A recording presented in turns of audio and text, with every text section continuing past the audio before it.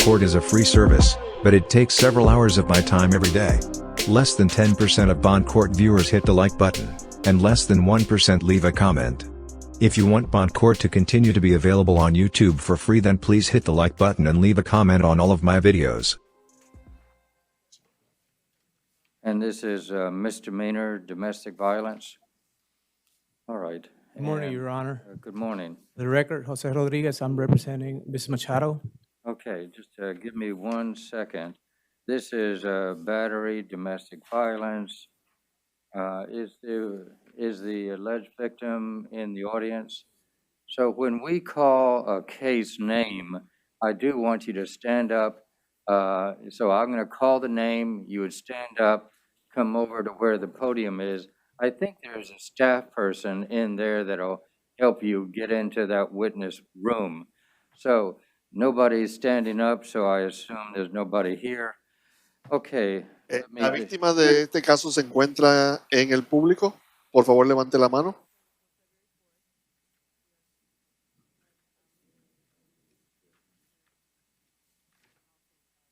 Sí. The interpreter is connected to the defendant. Okay, and tell her that if she answers, even though she may speak English to some degree, it's, since we're using an interpreter, she needs to speak Spanish. Rocío Machado, Jorge. Rocío. Okay, and you live at the present time in Miami? Actualmente sí. I currently do, yes. Okay.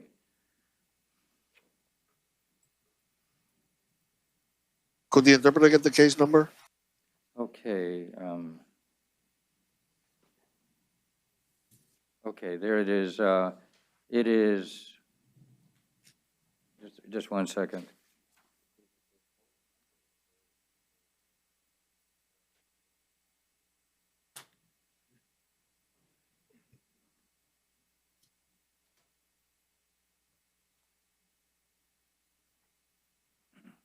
Okay, it's 21 Mary 0072290.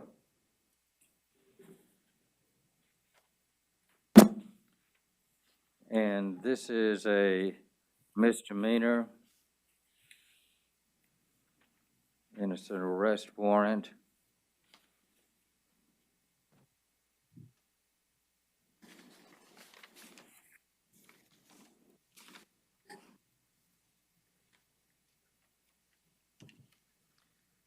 Okay. State, do you know any, I just have a warrant, and is this the sort of thing we're going to be, that's, never mind.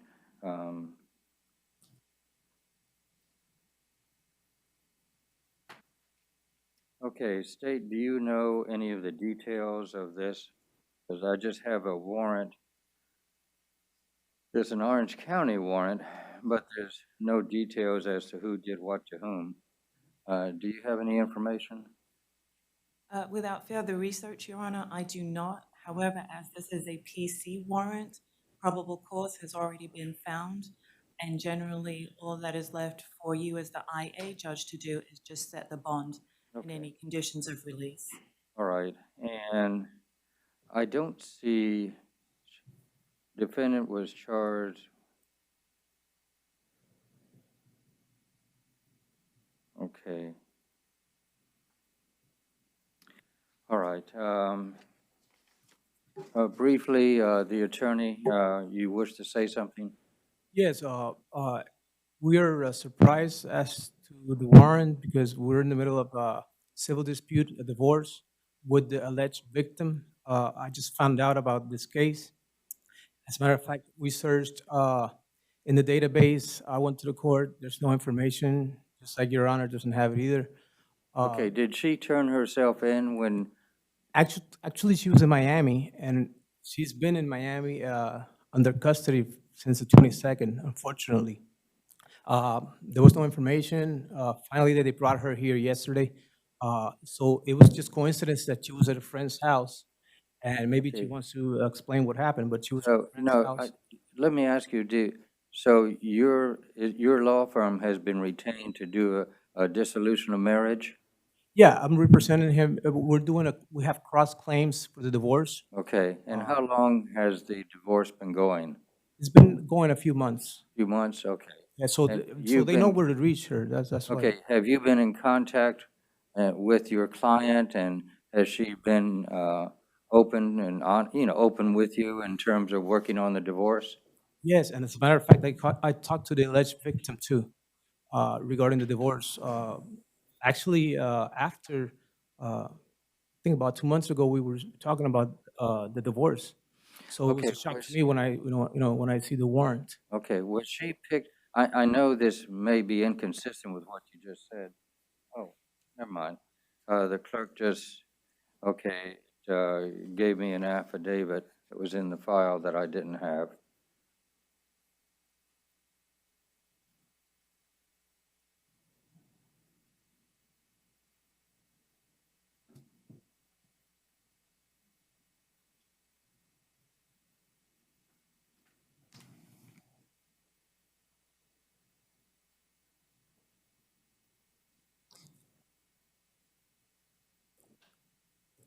Your Honor, I have the case number here for the divorce, Okay, no, that's fine. as you wanted.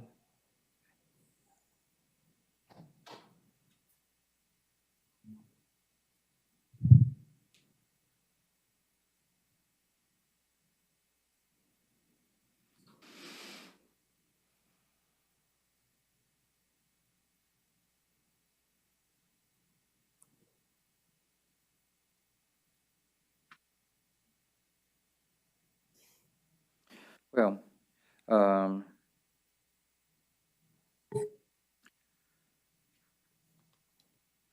okay. Since partly because she's retained your law firm and you have been working on the divorce, tell her that we'll go ahead and release her on her own recognizance. Your Honor, There's, Your Honor, yes, ma'am. per statute, if it is a domestic violence case, a defendant cannot be released on non-monetary release. Okay. As per statute, it is 907.041. No, that's fine. Do they specify Domestic amount, violence, yes, they minimum do. amount? It is considered to be a dangerous crime, and therefore the defendant cannot be released on non-monetary release. Okay, that's fine. Okay, we'll do $100 bond. And so post $100 with the clerk, then let me go ahead and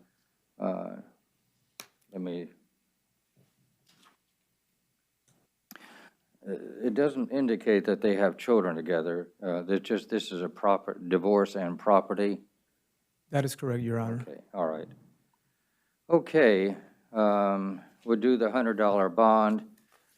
Secondly, no illegal drugs, no contact with the victim other than through the law firm, no return to the house. I noticed that, the incident happened at the house. So does she has her separate place to live?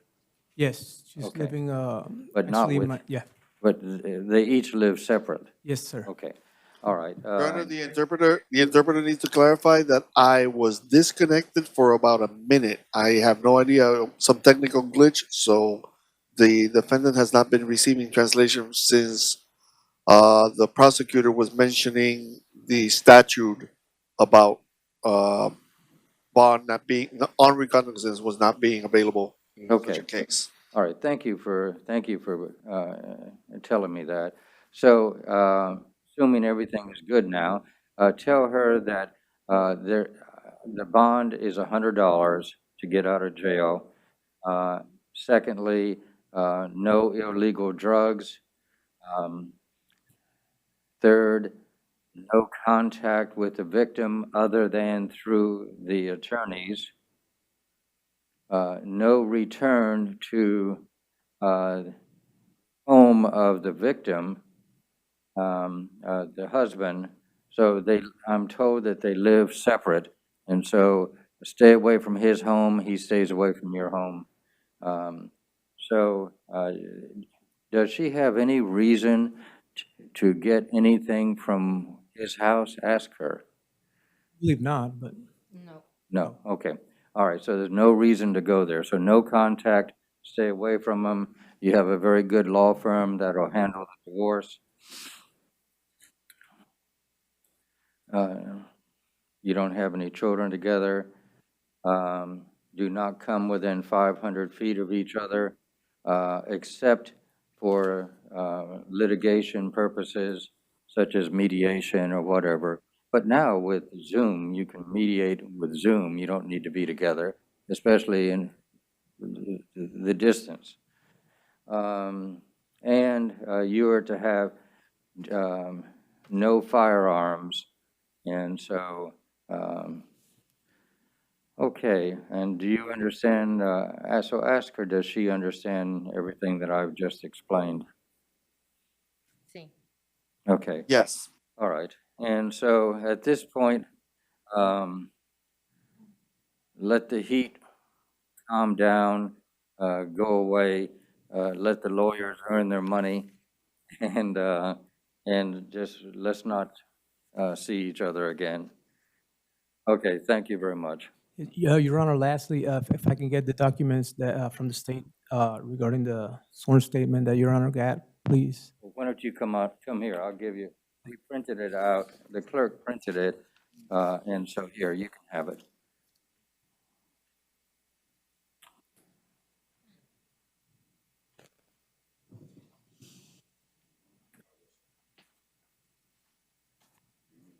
Okay, next, next, we're gonna have Christine Lopez Ocasio. Christine, I guess that's Christian, I'm sorry. So you're Mr. Lapazio, is it Lopez Ocasio? Okay, and he is going to be using the interpreter. So interpreter, based on what you asked me before, you have his name, and his case number is 21 CF Charlie Frank 11969. And then is the AO necessary? No, okay, the last is 69, 11969. Okay, sir, Sir. you may speak English to a lesser or greater degree, but I want you to use Spanish since we have an interpreter. Okay, now,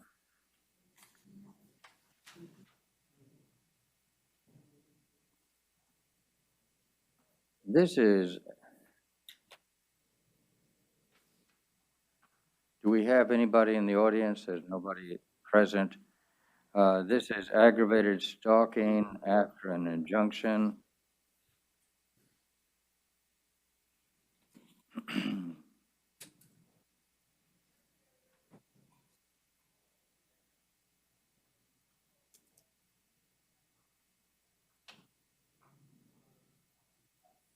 That you're out on bond.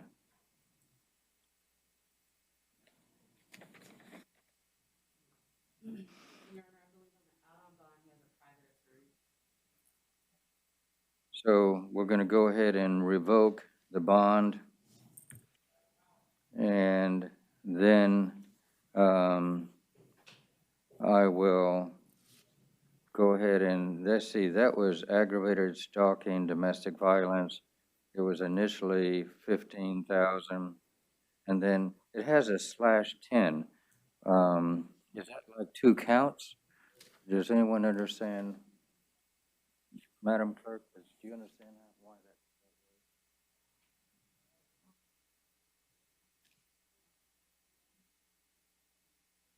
that? Yeah, I believe that that other case has a $15,000 bond and then a 10,000, so count 1, count 2 is presumed. And please correct me if I'm mistaken. Either way, both of them are revoked, and we'll go ahead and double them, so the 15 will be 30, and the 10 will be 20 on that case. Now, we have the current charge that he's arrested for, and state, this is a new aggravated stalking after an injunction, is that correct? Yes, Your Honor. Okay. All right, then, we'll go ahead and do the bond in this case, 30,000. And it would have been 15 if you had obeyed the first bond, but now that you have violated the first bond and it is 30, this new bond is also 30. And it appears to be one count.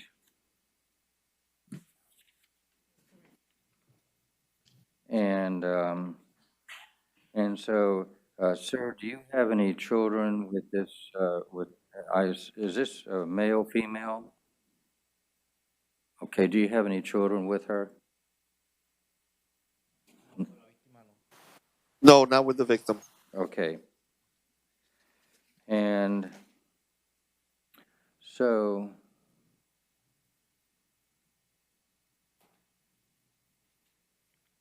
all right, so the bond amount is what I've already said.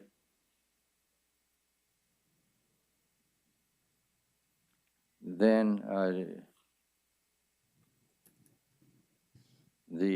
you are to have no alcohol and no illegal drugs. Pretrial release. Okay, we're beginning.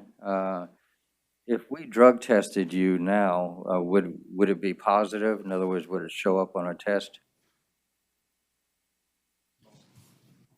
Okay. No. I'll take you at your word. So beginning 2 weeks from now, I want 2 weeks from when he's released, I meant to say, he is to be drug tested by pretrial release for any illegal drugs.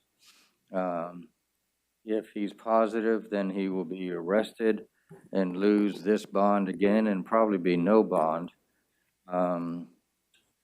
Next, no contact with victim. Next, no return were you and this person living together? Were you living together or separate?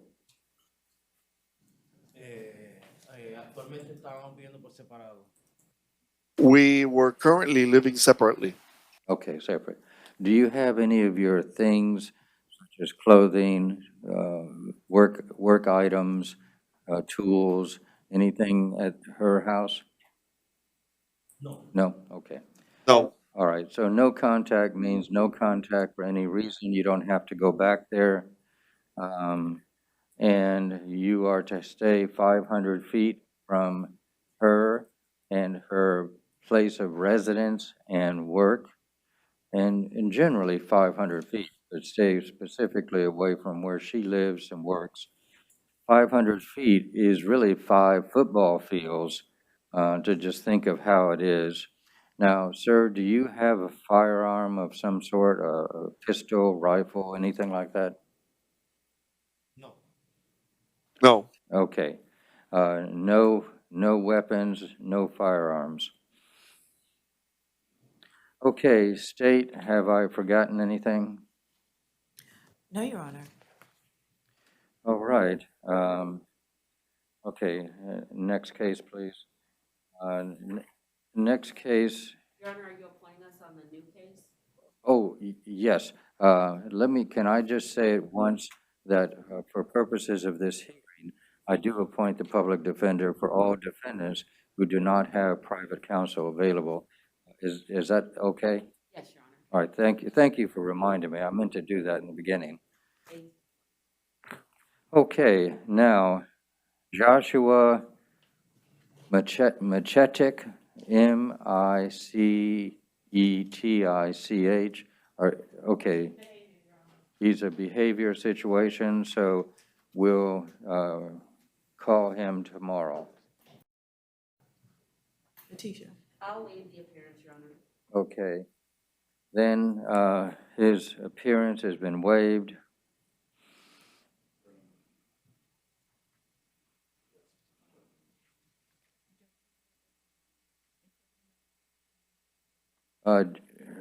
Does anyone know of any more interpreter cases that anybody?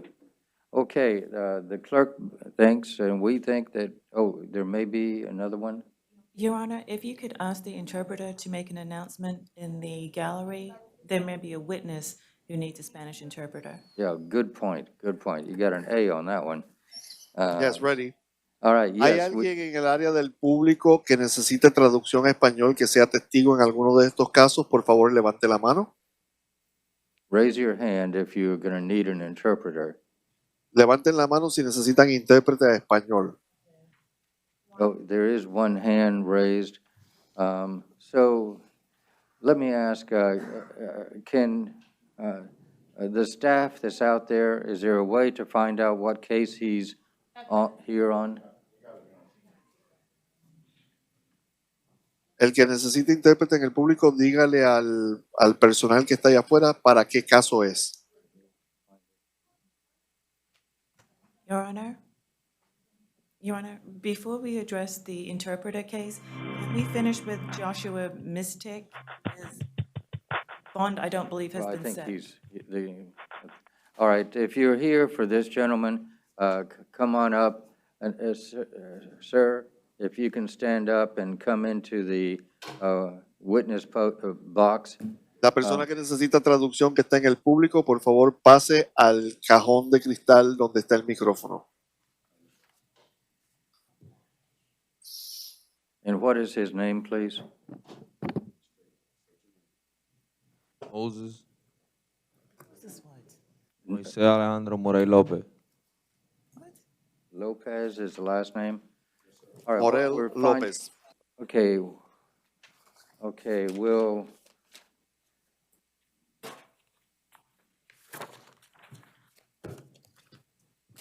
Are they alphabetized?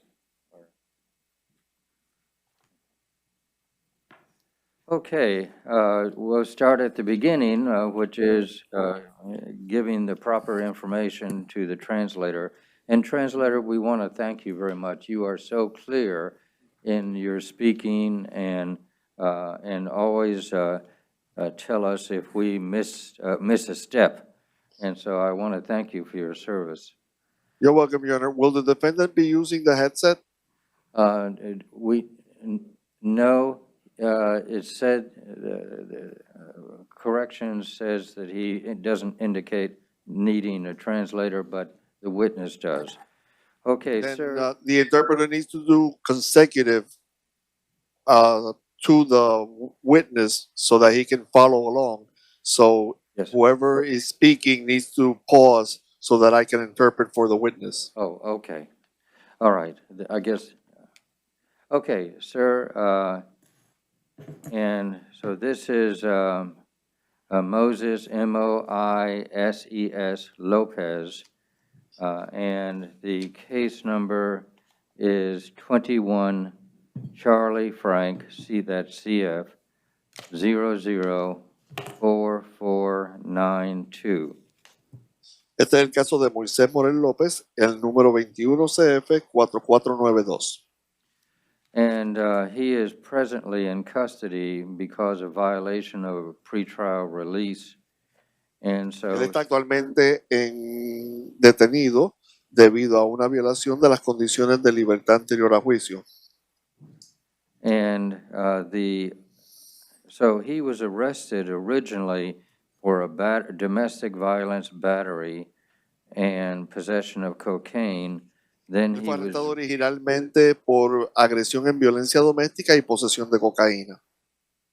and because he doesn't have any priors, he was released on pretrial release. Y como él no tenía antecedentes, fue liberado con las condiciones de la Oficina de Antelación al Juicio. And that he then violated conditions of pretrial release. Y él violó las condiciones de esa libertad anterior a juicio. Okay, now, sir, the person, if you will start by being sworn in. Vamos a tomarle el juramento a la persona que es testigo. Raise your right hand. Por favor, levante su mano derecha. Do you swear to tell the truth, whole truth, nothing but the truth, so help you God? ¿Usted jura que dirá la verdad, toda la verdad y nada más que la verdad con la ayuda de Dios? Eso es así. Yes, I do. Please state your name for the record. Puede bajar la mano, dígame su nombre. José Luis Arroyo. José Luis Arroyo. Arroyo. And spell your last name, please. ¿A cómo se deletrea el apellido? Arroyo es A-R-R y mayúscula o Arroyo. It's A-R-R-O-Y-O. Okay, thank you. Now, what is it that you want me and all of us to know? Muy bien, ¿qué es lo que usted desea que yo como juez y todos aquí sepamos? Bueno, él es el hijo de, ¿verdad? De mi novia. ¿Verdad? Hubo un incidente en la casa, a la cual pues, nada, yo no, y la familia deseamos lo mejor para él, obviamente. Well, momento. He is my girlfriend's son. And, you know, there was an incident involving him. And our entire family wishes the best for him, but we had this problem. And what is the problem? ¿Y cuál fue el problema? No, pues, él llegó y en la casa pues hubo una discusión, pues él estaba, no sé, un poquito preguntando, se alteró un poquito y hubo una discusión y pues simplemente pues nos agarramos y eso, pero pues obviamente pues la hermana y la mamá pues nos asustaban un poco y llamaron los guardias, pero para ¿verdad? Arreglar el problema un poco. Un momento. Well, there was an argument at the house. He arrived and he got very agitated and confrontational. And we had an argument. And actually, we grabbed each other. And, you know, his sister and his mother were very worried and very concerned for him. So the cops were called to see if they could bring the situation under control. Well, okay. He has been arrested for possession of cocaine and domestic violence battery, which is what you sort of described. Muy bien, él fue arrestado por una agresión en violencia doméstica y por posesión de cocaína, que fue más o menos lo que usted nos ha descrito. And it says here that he's been referred to mental health pretrial release. Y aquí dice que a él lo refirieron al programa de salud mental de la Oficina de Antelación a Juicio, To have evaluation and treatment as to any mental health and drug addiction. para que se le hiciera evaluación y tratamiento en cuanto a cualquier asunto de salud mental y o adicción a drogas. Because as you probably know, a lot of people who have mental health problems such as depression, anger that they can't control, that's a mental health issue and they make it worse by taking drugs. Porque como quizá usted sepa, muchas personas que tienen problemas de salud mental, como la depresión y problemas de coraje fuera de control, empeoran la situación usando drogas. And so, all right, I get the picture. Así que yo entiendo el cuadro. All right,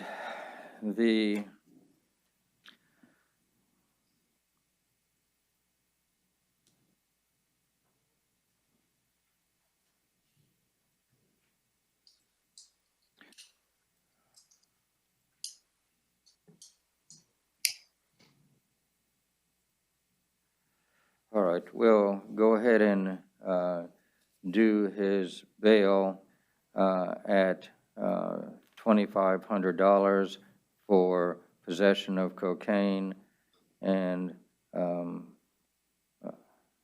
$250 for the battery. And then, as a condition of his, then I do put him on pretrial release. Now, I'm going to allow him to bond out, but with a bond, I don't want, but are you able to supervise whether or not he goes to mental health or anything? That would be Muy bien, yo le estoy imponiendo una fianza de $2,500 por el cargo de la cocaína, la posesión de cocaína, 250 por el cargo de agresión. Estoy tratando de ver si se puede liberar bajo las condiciones de la oficina de antelación a juicio, pero mi pregunta es si lo pueden supervisar mientras él esté bajo el programa de salud mental de la oficina o qué sucede. ¿Puedo hablar? yes, he Can I would be able speak? to be supervised through mental health officers. You can?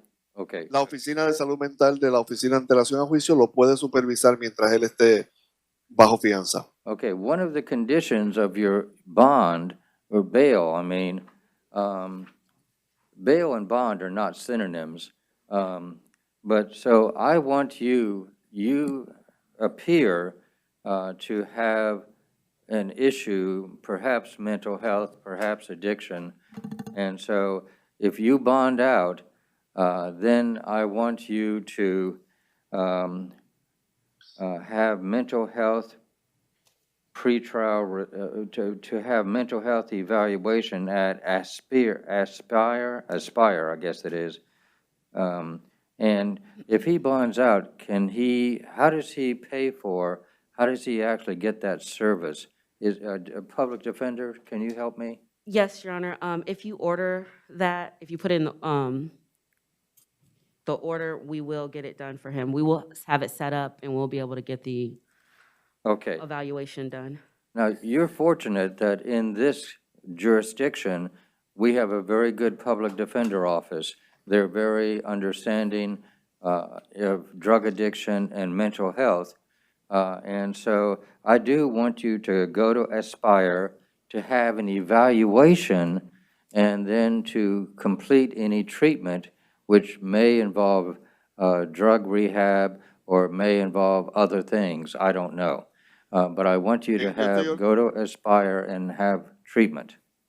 Estoy ordenando entonces de que él se someta a tratamiento, que vaya a evaluación con el programa de Aspire, que se haga la evaluación y si ellos recomiendan tratamiento, ya sea rehabilitación o cualquier tipo de programa que ellos tengan, que él cumpla con esos programas. ¿Puedo hablar? And if he, Am I allowed to speak? if he remains in jail, can he begin to have some kind of treatment in jail? Si él permanece en la cárcel, ¿él puede tener algún tratamiento en la cárcel? Sorry. I don't know if pretrial can. Normally, if they're in jail and they need evaluation from the public defender side, we would have the doctor go out and see them, Your Honor.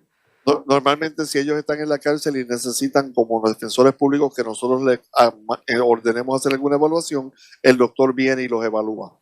So what I'm trying to get to, and I appreciate the help of all the attorneys, I want him to have evaluation and treatment beginning in jail and or out of jail.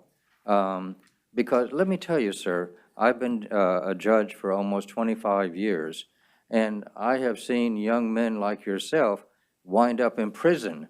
So this is the question. Do you want drug rehab in prison? Or do you want it out in the world with your family and trying to help yourself? That's the question in my mind. Eventually, you're going to do something that's going to wind you up in prison, and the foundation will be these issues that we're dealing with today.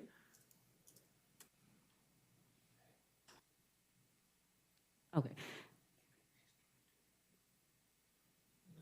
And Your Honor, you said mental health pretrial release on one and $2,500 bond on the other. Okay, just want to make sure I had that correct. Yeah. He needs to, anyway, I've said and done as much as I can do to help you. This hasn't been punitive, it's been to help you. And so, ¿Puedo hablar? thank you, adios, or whatever ¿Puedo the hablar? right word is. Am I allowed to speak? No, we're done. We have to move No, ya. on. Con eso terminamos. Ya tenemos que continuar con otros casos. Thank you. Okay.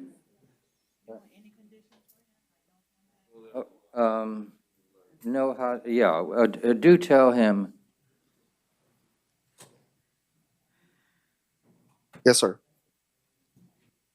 just once. So, public defender? Public defender, I do want, if he makes bond, I do want him to have no hostile contact with his family. Quiero que él entienda de que si sale bajo fianza no puede tener no hostile, contacto yes. hostil, no contacto hostil con la familia. Your Honor, although the victim was here, the victim did not say that he wanted to have contact with the defendant. La víctima no dijo que quería tener contacto con el acusado.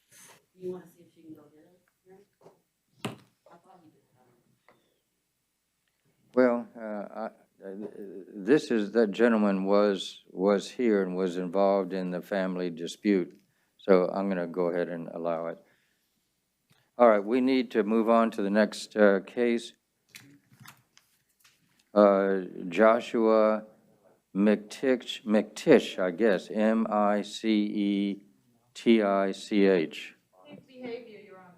Okay, behavior, we'll bring him back tomorrow. Your Honor, you appointed the public defender who waived his appearance. I'm sorry.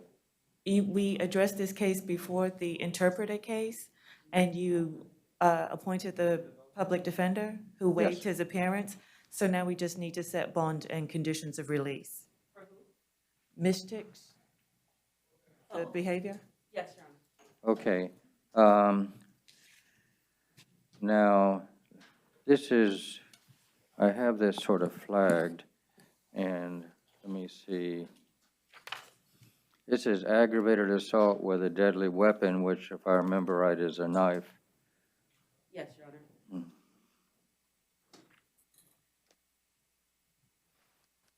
Sorry to interrupt, Your Honor. Will the interpreter be needed for anything further? No, thank you very much. You're welcome, Your Honor. I don't have your name, Your Honor. Roger, ROGER, McDonald, McDonald. Thank you, sir. Thank you. Bye-bye.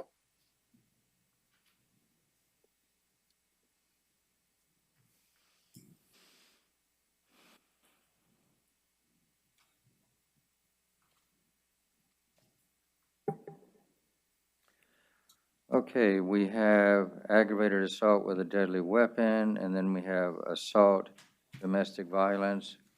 And that's a felony. And a state, is that an F2 or F1? It's let me confirm that, Your Honor.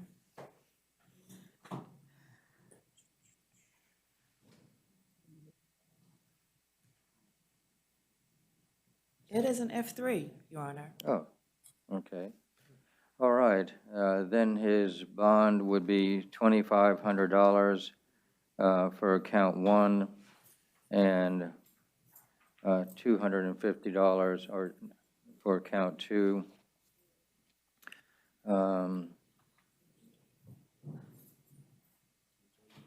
Then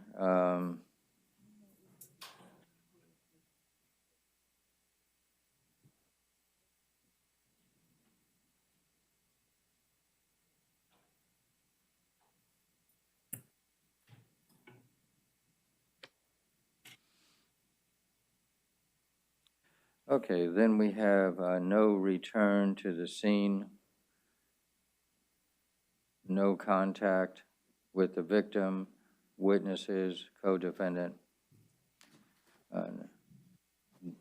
do not commit a crime, do not possess weapons or firearm, do not leave the state. You are to attend all court hearings unless excused by your attorney. State, is there anything else that I need to state? Nothing with regard to this case, Your Honor, but he does have a second case. It's with regard to the violation of the domestic injunction. Okay, in violation of the injunction, let's see. Is it in here?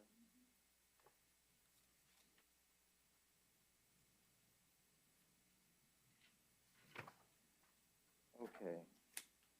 And this is the 22mm 606. And a violation of domestic violence injunction. And we'll go ahead and, it is a misdemeanor, but it's still serious even though it's a misdemeanor.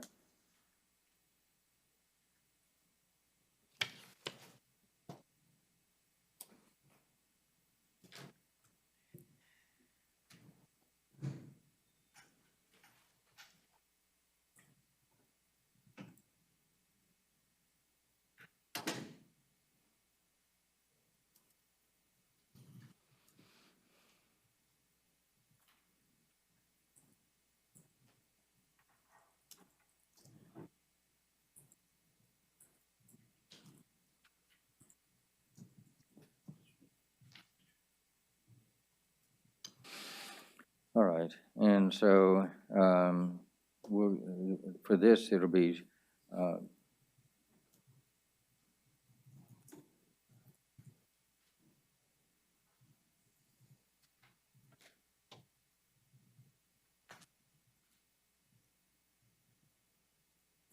so it'll be $2,500, and then no alcohol or illegal drugs, that he is to be tested beginning 30 days from date of release by pretrial release, and if positive, to be arrested or picked up, arrested, whatever the proper procedure is. No contact with the victim, no return to the place of the incident, not to come closer than 500 feet with the victim, do not to have any firearms or ammunition. State, am I forgetting anything? No, Your Honor. Thank you. Okay. All right, thank you. I'm sorry, who's speaking? Oh.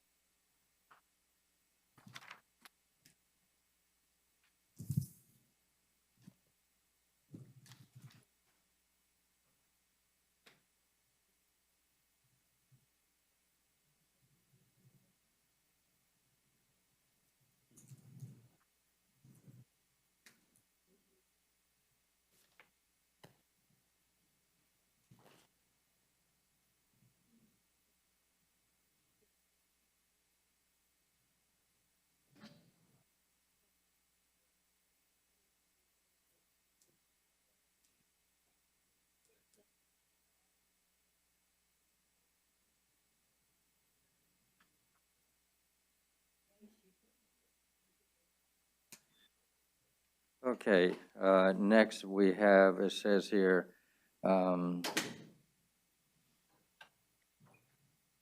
this is reset per judge, and this is Bradley Vaughn. Yes, sir. Okay, Mr. Vaughn. This is a failure of defendant to appear in court And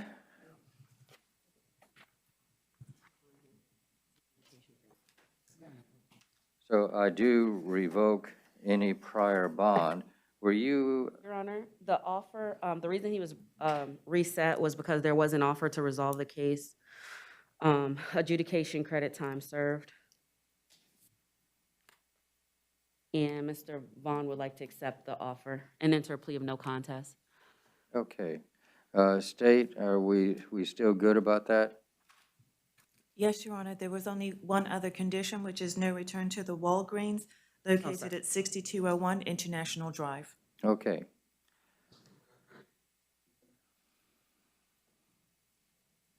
Yeah, that's the.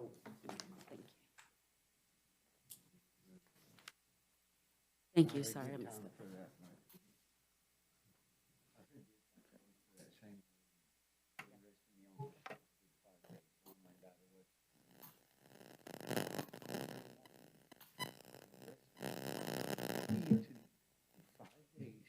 Now I'm back here. You have a failure to appear. Yeah, but I did my time. There was no court they given to me. They popped one up. All the time. Okay. We'll go ahead and swear him in, please. Please swear to tell the truth, whole truth, nothing but the truth so help you God. Yes, ma'am. All right, and did you hear what your attorney just said, and also the state attorney? Yes, sir. Okay, all right, and you got that. And so we'll go ahead and order that, please. And then there's no restitution unless the state tells me there is. We go ahead and adjudicate time served.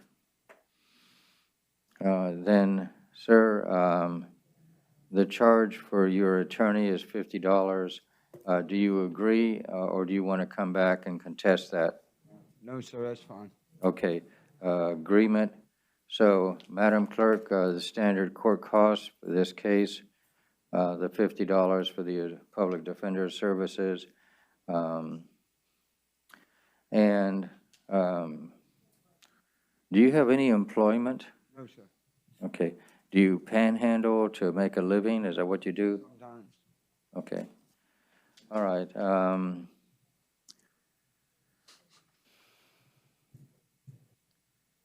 right. We'll reduce everything to a judgment. Thank you, Your Honor. And all right. So if you win the lotto, we'll get our money. All right. Thank you. Your Honor, if you could just tell me what the credit time served is? I don't know. It's 9 days total. Thank you. Okay. Okay. Next, we have felony domestic violence. And do we have anybody in the audience? Oh, okay. For this particular person. Okay, come on into the... Okay, for the record, we are talking about Firearm Bratcher, Bratcher, and for the record, this is 22 CF 001007. Okay, and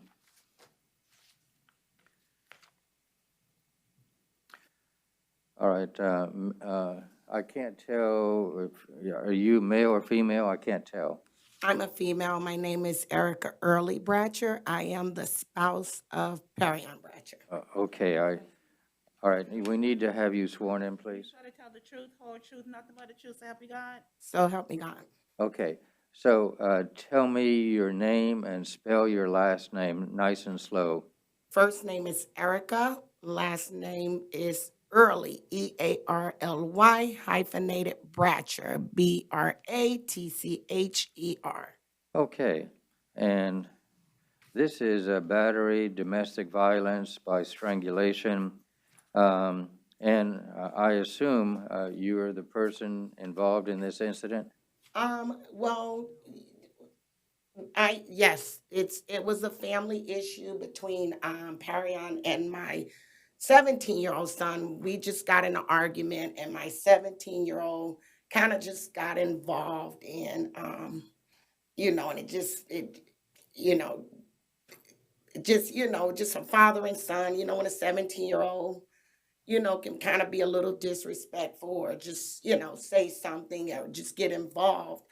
Um, but we don't, have any family issues or anything of that nature. So I do wish for my husband to come back home. My kids cried all night long for their dad, including the 17-year-old. And Okay.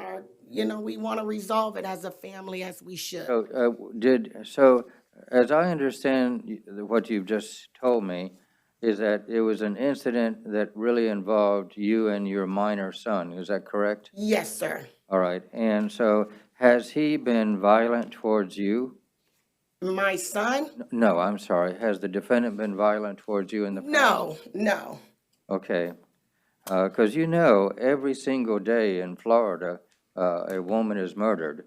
Yes. And I'm talking about domestic violence. So we don't want anybody losing their temper and killing somebody and all of that. Yes. You We've understand? been married 25 years. We have 4 children. Well, and we've been together 30 years. I guess that's punishment enough. So, so I mean, Okay, all right, I we're got it. human. We I have got an it. argument, but we Okay, resolve it. all right, Yes, all sir. I right. understand what you're saying. Yes. Okay, sir, do you have anything you want to say? No, sir. All right, and you realize that if I release you today on a nominal bond, you cannot have any hostile contact, no arguing, no screaming, you just, and you have to just handle things in a better way. Do you understand that? Yes, sir. Most of the time I'm on the road, I drive trucks, so Hey, I'm on at a time. God bless you. If you can drive a truck and all of that traffic, I can't even stand to come to the court, to the jail. The traffic is so bad. So you do have control and good judgment, but you just have to use the same thing at home. All right, we'll go ahead and do, just 1 second.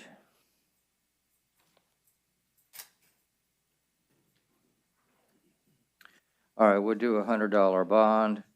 That's a nominal bond. I don't see any threat to the lady that's here, your spouse. And so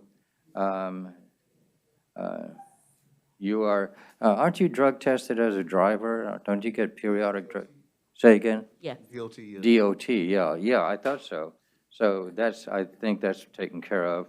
No hostile contact. Your Honor, Yes, ma'am. I appreciate the defendant's wife is here, but she is not the victim. The victim is not here, and it wasn't even the victim who called the police.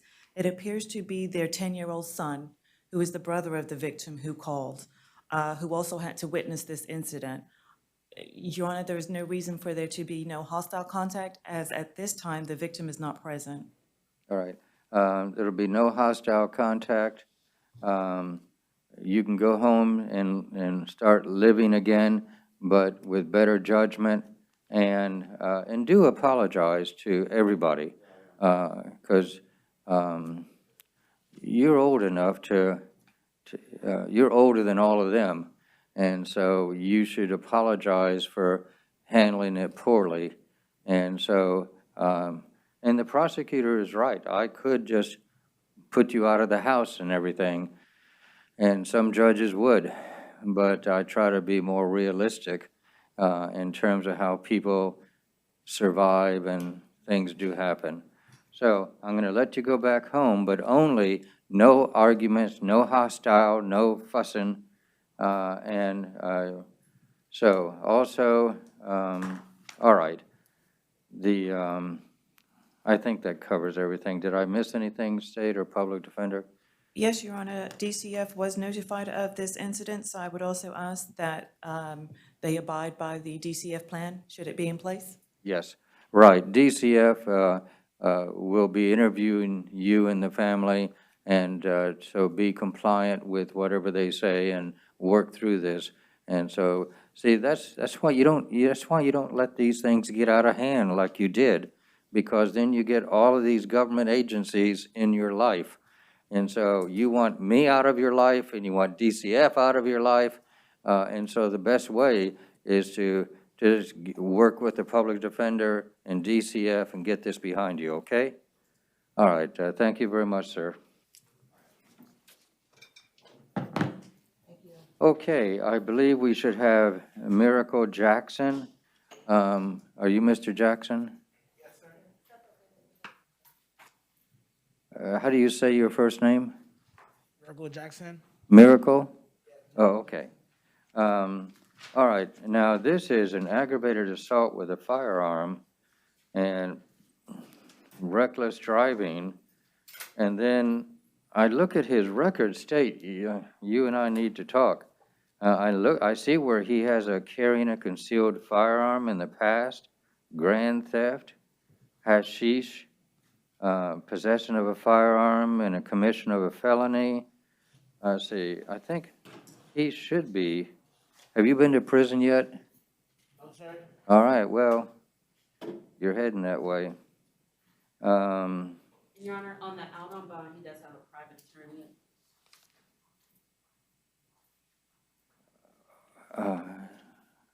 So he has a private attorney, okay. So I see here, you're a violent felony offender of special concern, first appearance detainer.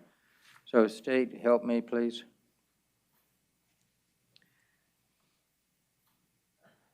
Pretrial release? So would he be detained for the VOP court?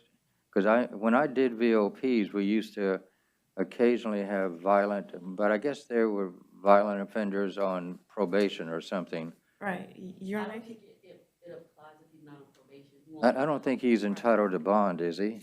Yes, but if he was on probation, he would be held for being a violent felony offender, special concern. Okay, he's not on probation? Okay, I was just confusing the two procedures.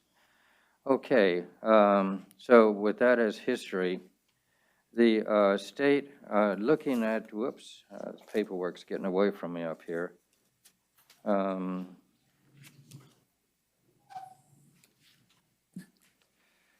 Okay, I do see a surety bond. The bond amount, I see of the surety bond. We're going to revoke the bond for, I only see one bond, so, but I would assume there'd be more counts than just one. So I see robbery, armed with a weapon, and then reckless driving. So all bonds for that prior case, which looks to be ending in 1046, it's 22 CF 1046, will revoke all the bonds. no, Your Honor, that's the current case. Oh, is that the current one? 22 CF 1046 is the current case. Okay.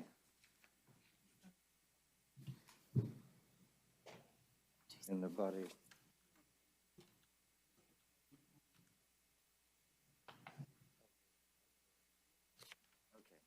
Yeah, the clerk pointed out that other case, which is 21 CF 009518.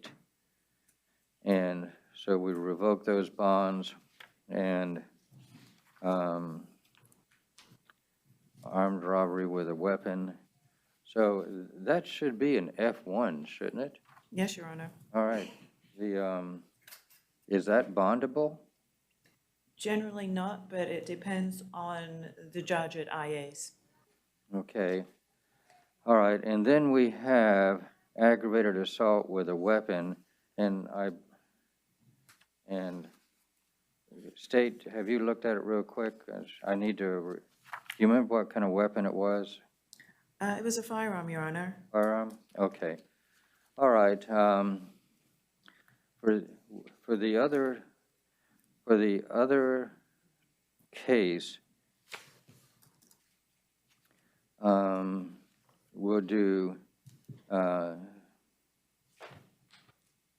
the 50,000, that's 50,000, 50,000 for the case that is, I guess it has 50,000 for the robbery armed with a weapon in case number the 21 CF 009518. So that's 50,000. Then the reckless driving is $1,000. And then for this new case, Your Honor, I missed the second bond. You said for the reckless, how much? $1,000. Thank you. And then for this new charge is $50,000.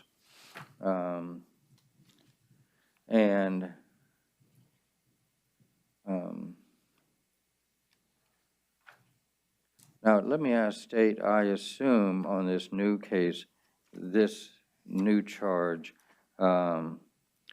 he's entitled to a bond or Yes, not? He is entitled to a bond. Say again? He is entitled to a bond, All right, yes. then 50,000 based on his history is a reasonable bond. And then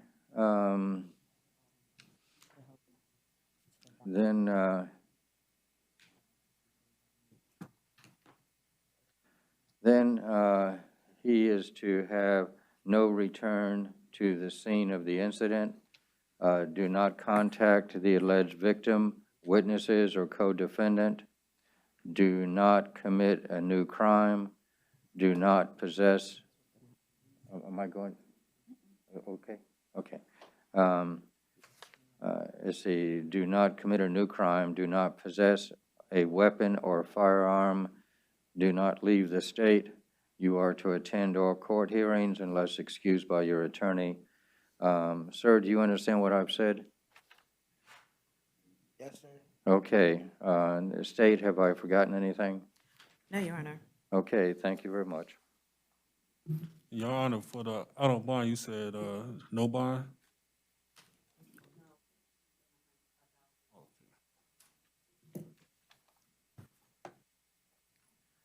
No, it's 50,000 for the prior case, 50,000 for this case.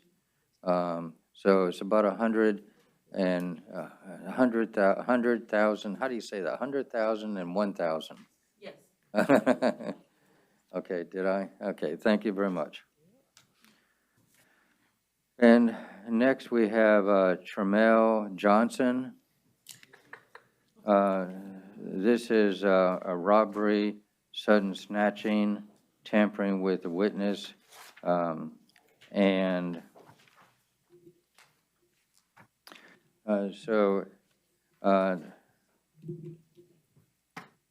we'll go ahead and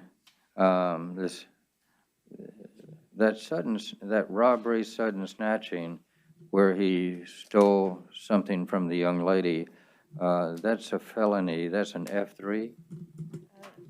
Robbery is generally an F2, but I will double check that, Your Honor.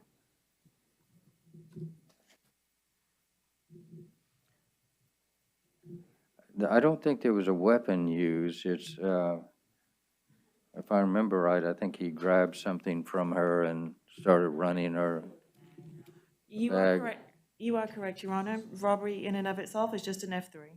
An F3, okay. All right. Then we'll have $2,500 for the robbery, sudden snatching, and then tampering with a witness, we'll do 1,000, and then the battery is $250, and then the stalking is 1,000. And then, sir, if you make bond,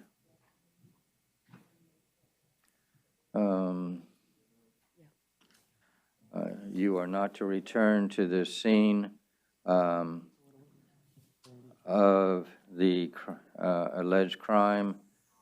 You are not to have contact with the alleged victim, witnesses, or co-defendant. Do not commit any further crimes. Do not possess a weapon or firearm. Do not leave the state. You are to attend all court hearings unless excused by your attorney. And I do want him to be drug tested for illegal drugs. And so I want pretrial release to drug test him. So if we were to test you now, would you have any kind of drug in your system? Because I'm not asking you to commit yourself, but just, Your Honor, I would ask for a 30-day grace period. okay. All right, 30 days, 30 days from when you're released, you will start to be drug tested by pretrial release. If you have illegal drugs in your system, you will be arrested, and you're going to lose whatever bond where you may have posted. And so, do you understand what I've said? Yes, sir. All right, thank you very much. Okay, next we have, let's see, Demetrius Williams. Mr. Williams? Yes, sir. All right, Mr. Williams, for the record, this is 22, no, I'm sorry, yes, 22 Charlie Frank 001005. All right, and this is battery, committing domestic violence by strangulation, a battery, domestic violence, criminal mischief. And then out of state, convictions are 0, and Florida arrest previously were some drug issues. And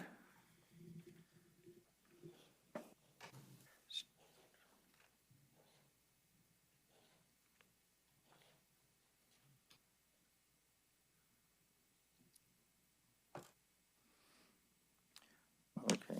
Do you have children with the defendant in this case? Yes, sir. Okay. Were you all living together? Yes, sir. Okay.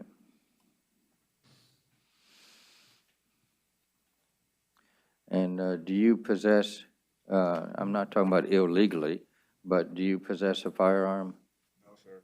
Okay. All right. Because if she was here, I could have a discussion with her, but since she's not here, and state, what's your feeling about, is this a felony or a misdemeanor? Let me see. This is a felony. So you read the description like I did, that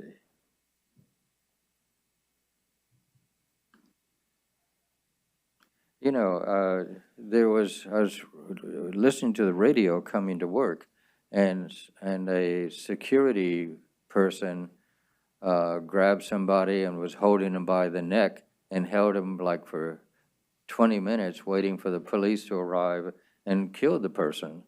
And so it says here, Simmons with both hands causing her to breathe, Simmons in the face, striking her on the right side of her upper lip, and then choked Simmons with both hands, causing her breathing to be restricted. And so you may not have caused her death, but you could have seriously caused her death or brain injury from loss of air. And so it's a serious thing.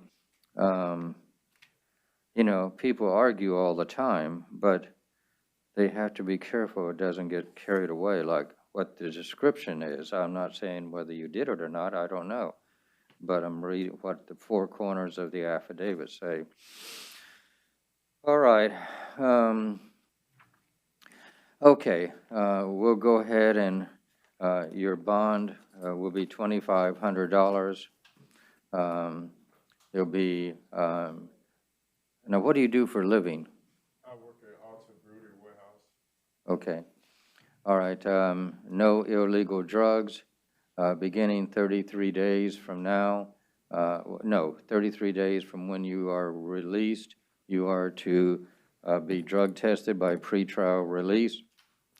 And if you are positive for illegal drugs, then you will be arrested, you'll lose this bail, and be back in jail. No contact with the victim. Now, no contact means you can't call her, you can't go around her,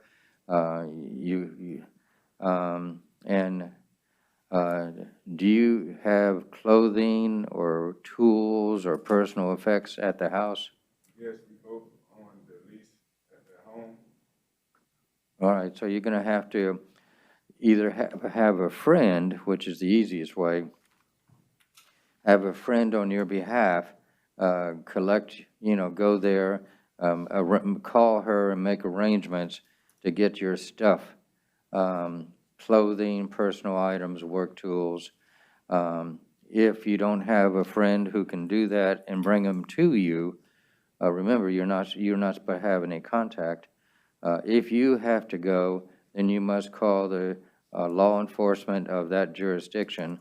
Let me ask, state or public defender, it's always of the jurisdiction, because they're not going to go into the police territory. And is that, it occurred, I was wondering the other day, when you have to turn in a weapon, do you turn it in to one particular agency or the agency of where the jurisdiction, where they live? Does anyone know? Is it always to the sheriff, or I don't know.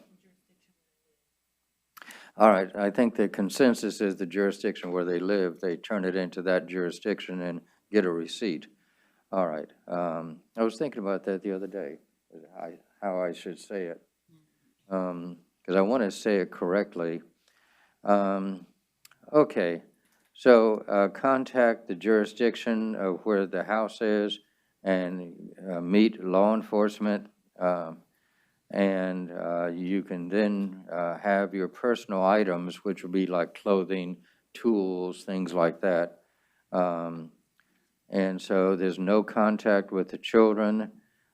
Stay 500 feet away from, which is 5 football fields, from the victim, the children, everybody. So this isn't forever. I don't want you to overreact. This isn't forever. An incident happened. It was not a cool thing at all. And you got to work through this. So you got to work with me. And so you're in jail. You handled this totally wrong. And you need to work with the public defender's office and work this thing out. And then they can contact your ex-wife or your wife and that sort of thing. Okay, did I say no firearms or weapons? Not yet. I meant to say that. So no, even though you don't presently have one, you are not to have any firearms or weapons. Okay, State, have I remembered everything? No, Your Honor, there were actually 3 charges. You only gave bond on the first. Oh, yes, thank you very much. So that applies, so I've already said that. And then count 2, domestic violence, we'll do that $500. And then criminal mischief would be $100. And so, okay, anything else? Did I get everything? Okay, thank you, folks.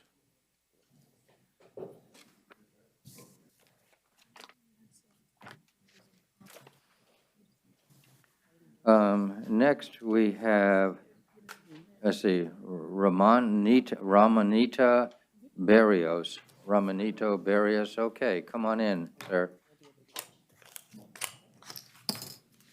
Okay, Barrios. Okay, this is a misdemeanor. Remember last time when we were all together, I said that the word misdemeanor is a contraction of 2 words.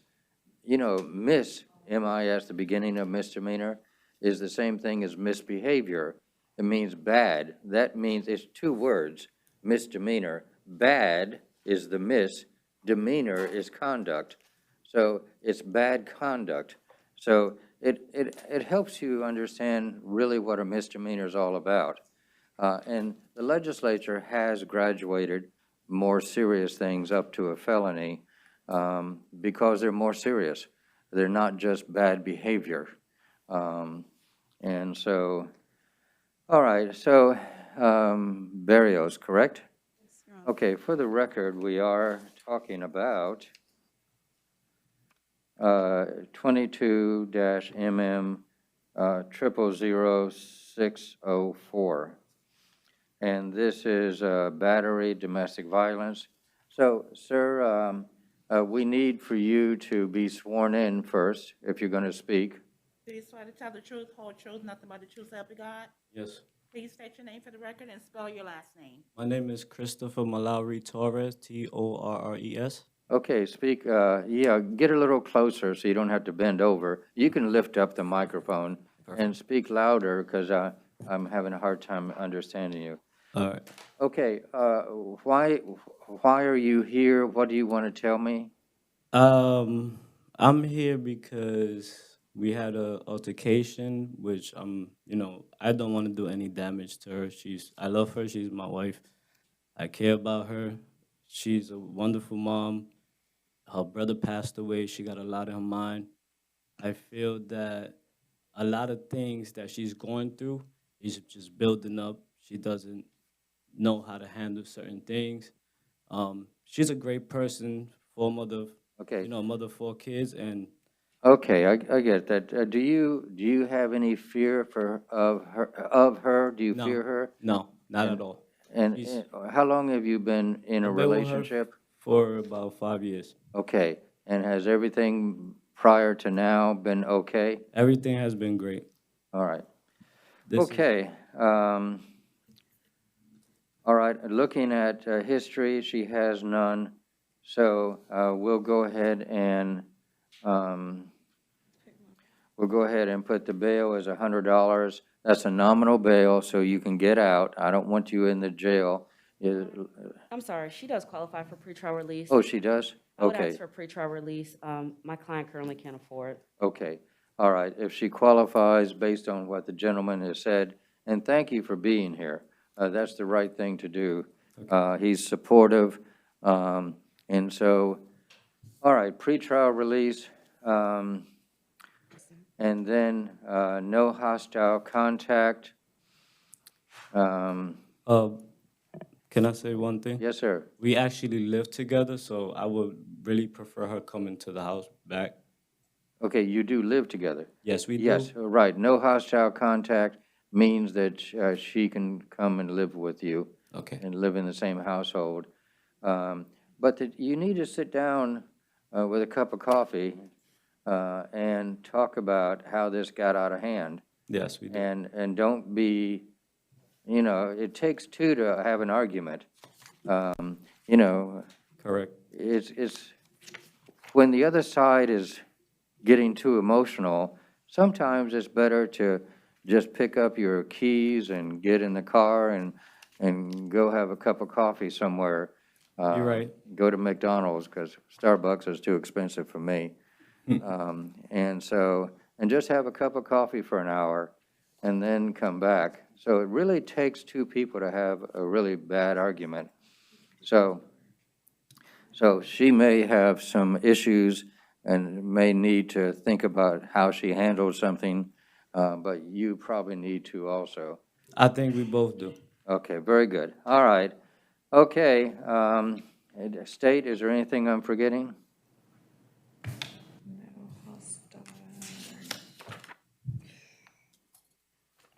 No, Your Honor. All right, we seem to be good. Okay, thank you very much. Thank you. Next, Kamari Dungy. Are you Dungy? Okay. For the record, this is 22MM. I'm going to have to start wearing my glasses again. That's too many zeros. It looks like 4 zeros and then a 17. Okay, this is a domestic violence battery and also drug paraphernalia. There's nobody present. Looking at history,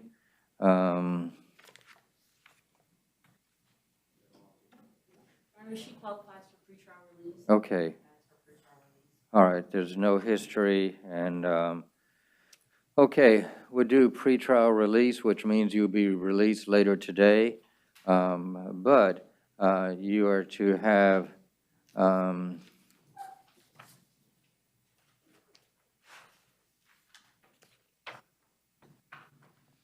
you're to have no contact with the victim.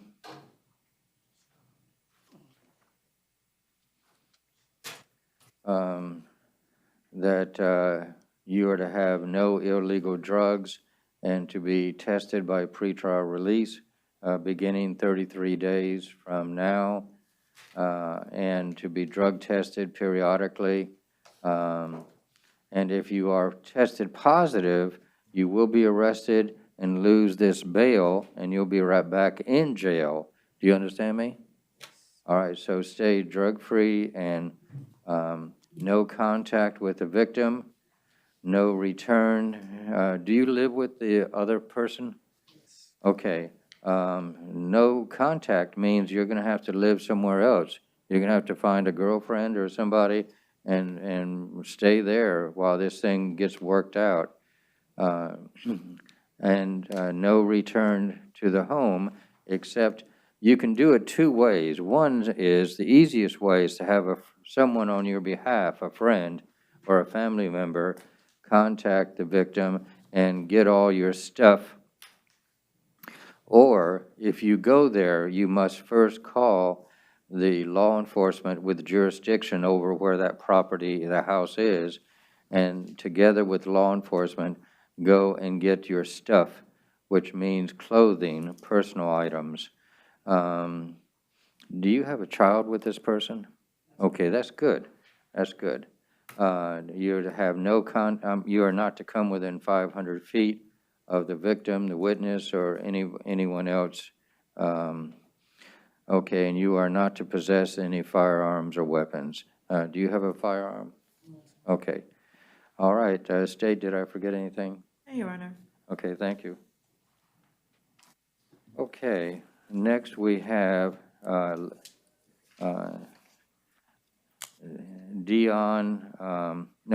Christopher Flentroil. Yes, sir. Okay. Sir, do we have anyone? Nope, there's nobody in the audience. This is battery, domestic violence. Looking at your history, it says Florida conviction for a burglary, domestic battery, and then a battery, and driving while licensed, grand theft, aggravated assault, a VOP, shooting / fire missile into dwelling, robbery with a firearm. Have you been to prison? Yes, Your Honor. Yes, sir. Okay. And are you on any kind of control? Like, are you not on any control now? Released from DOC, no, sir. Okay. How long were you in prison? 10 years. 10 years? Okay. Did it do any good? Yes, but got out and fell off. Yes, sir. All right. I've always thought that as a judge, I'd like to sentence somebody to where, I sentence you to 10 years, but if you get your GED, it'll be 9.5, and if you take drug rehab, it'll be 9. And and there actually is a bill, I don't think it's going to pass because it's too intelligent. There's actually a bill now to where if they take this, this, and this, and this, that it will reduce the sentence. And so why not reward them because the average Florida state prisoner has a 5th grade education. I used to always, every year, read the DOC annual report and look at all the graphs and the statistics. And the average person in prison is functionally illiterate, 5th grade, and that's probably hopeful thinking.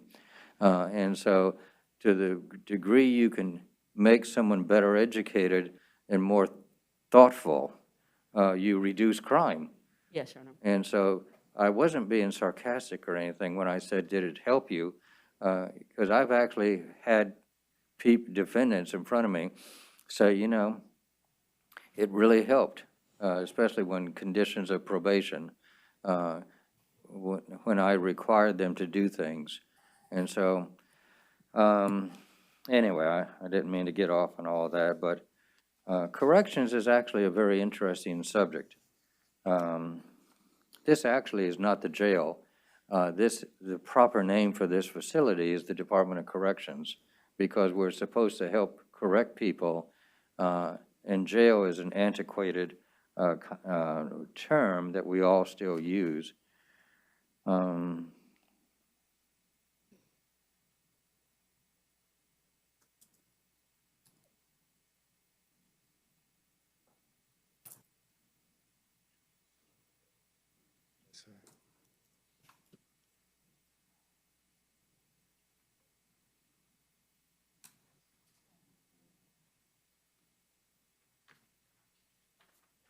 Your Honor, I would ask for a $500 bond.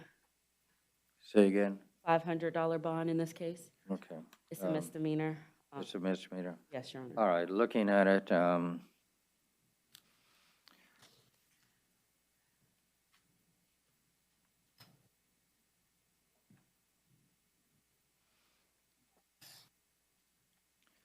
okay, we'll go ahead and the $500 bond, and then you are to have no illegal drugs. So beginning 33 days from today, from the day you're released, you are to report to pretrial release and be tested for illegal drugs. And if you are positive, you will be arrested and lose this $500 bail or bond and be back in jail. Do you understand that? And Your Honor, just for pretrial release, it's a question.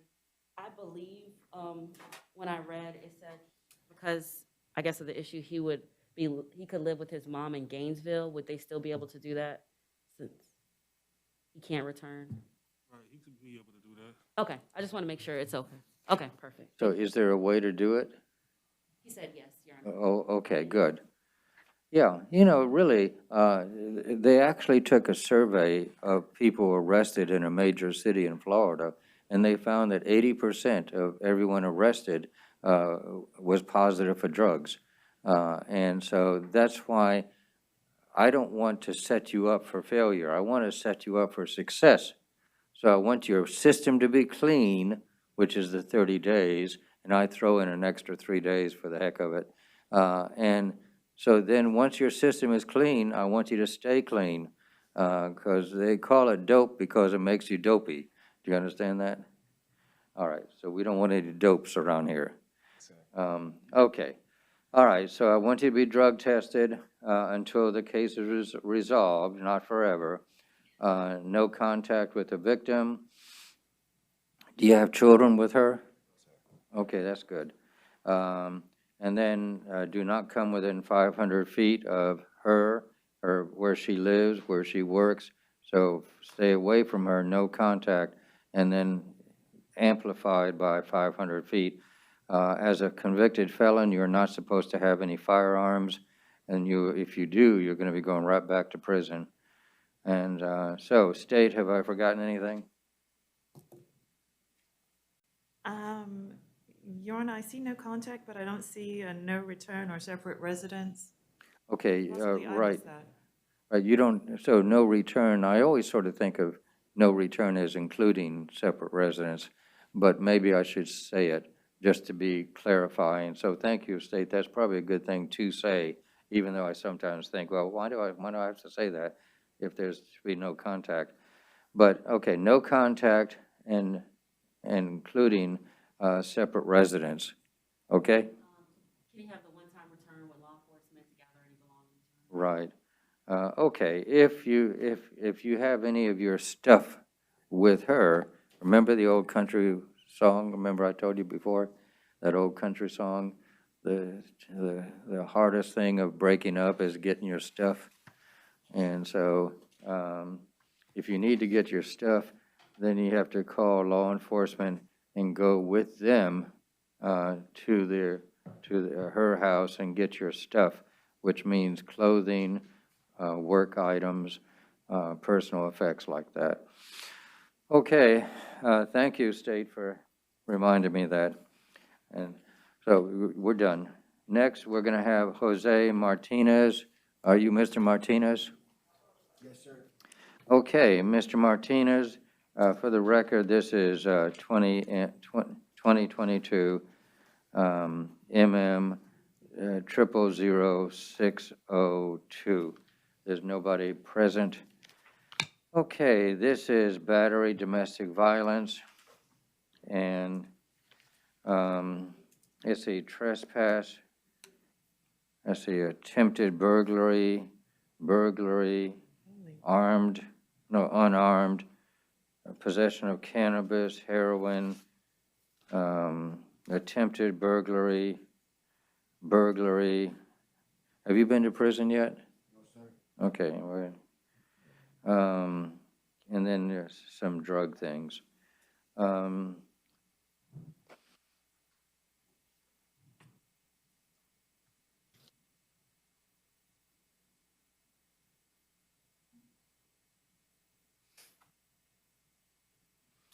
Okay, based on your history, we're going to go ahead and do a $1,000 bond and no illegal drugs. Beginning 33 days from date of release, you are to be drug tested by pretrial release and to be periodically drug tested thereafter. And if you are positive, you will be arrested and lose this bail and be back in jail. No contact with the victim, reside separate. Do you have any of your stuff where the victim lives? Yes, sir. All my stuff is that I was living with her. That was my address. So I just asked for the one-time return. Yeah.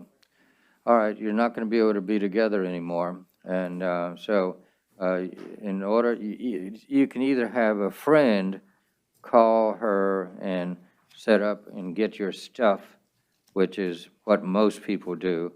But if you have to, you can call the law enforcement for that jurisdiction, and then with them go to the house and get your stuff. Stuff means your clothing, your personal items, any work tools or things like that. And then you don't have any children with her, do you? Yes, I do, sir. Oh, you do? Okay, then no contact with the children until the case is over with.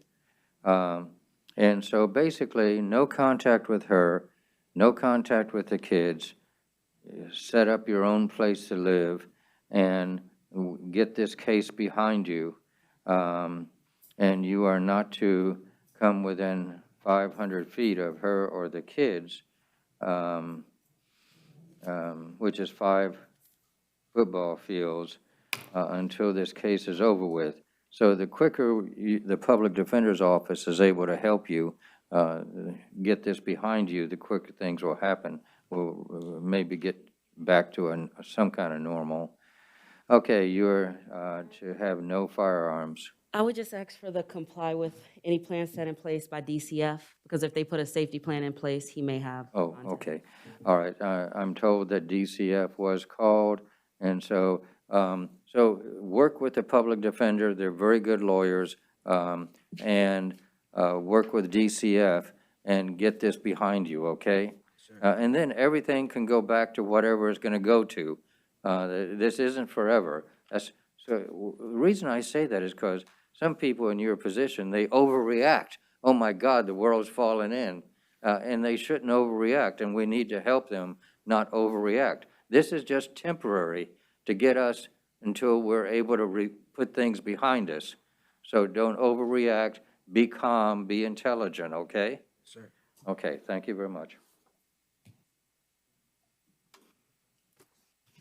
Okay, next we have Jermaine Moore. Are you Mr. Moore? Okay.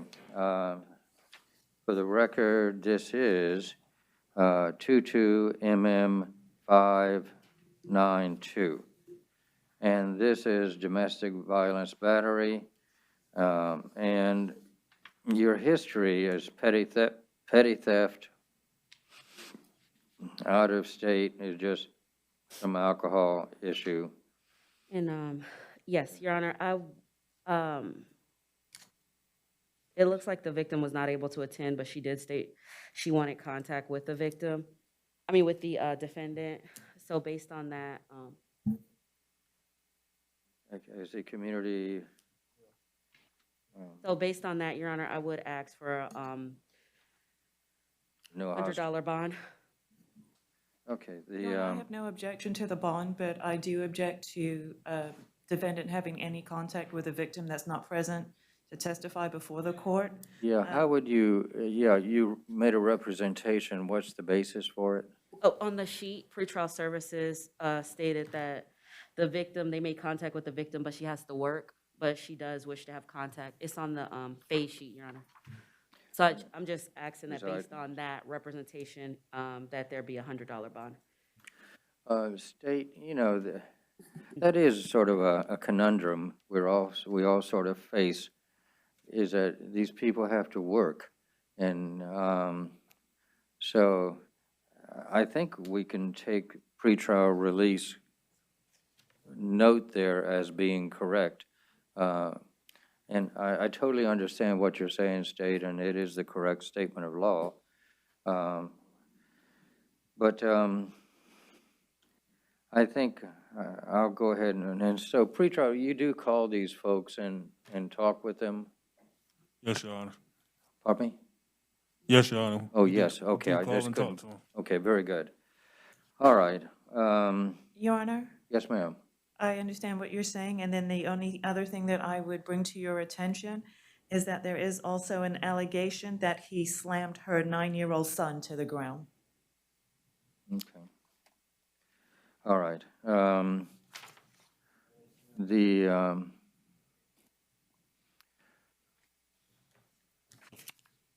I believe this was his sister, Your Honor. So. Okay.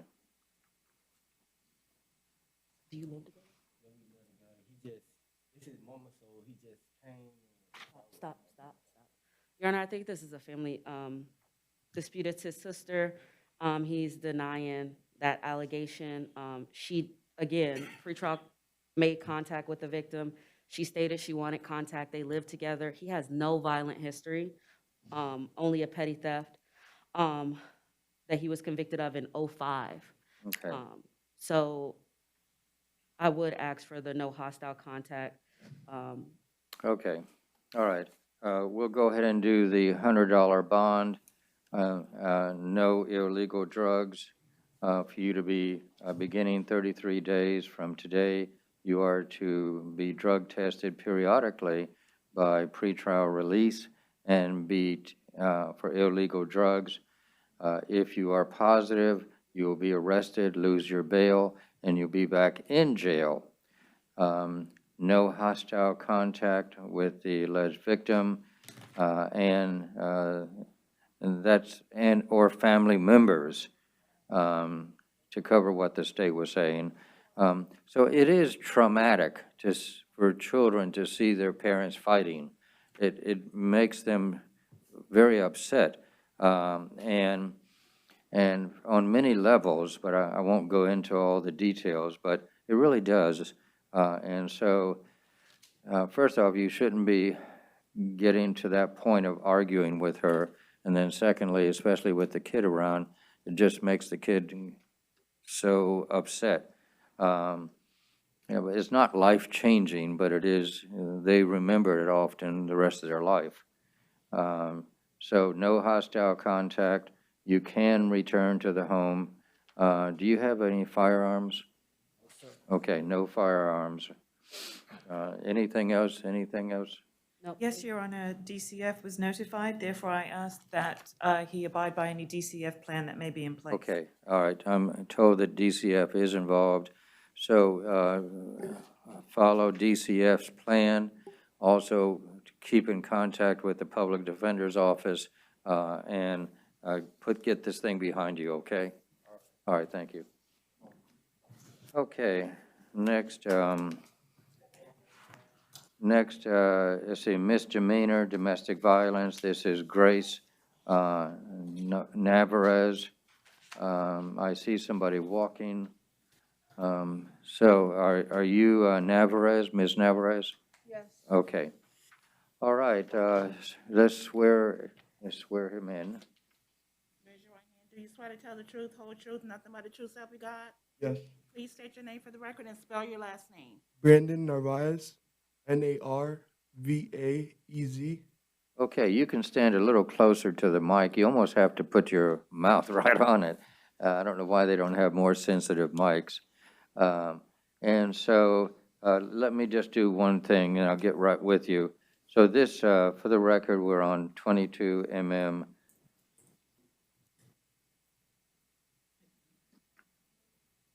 .600.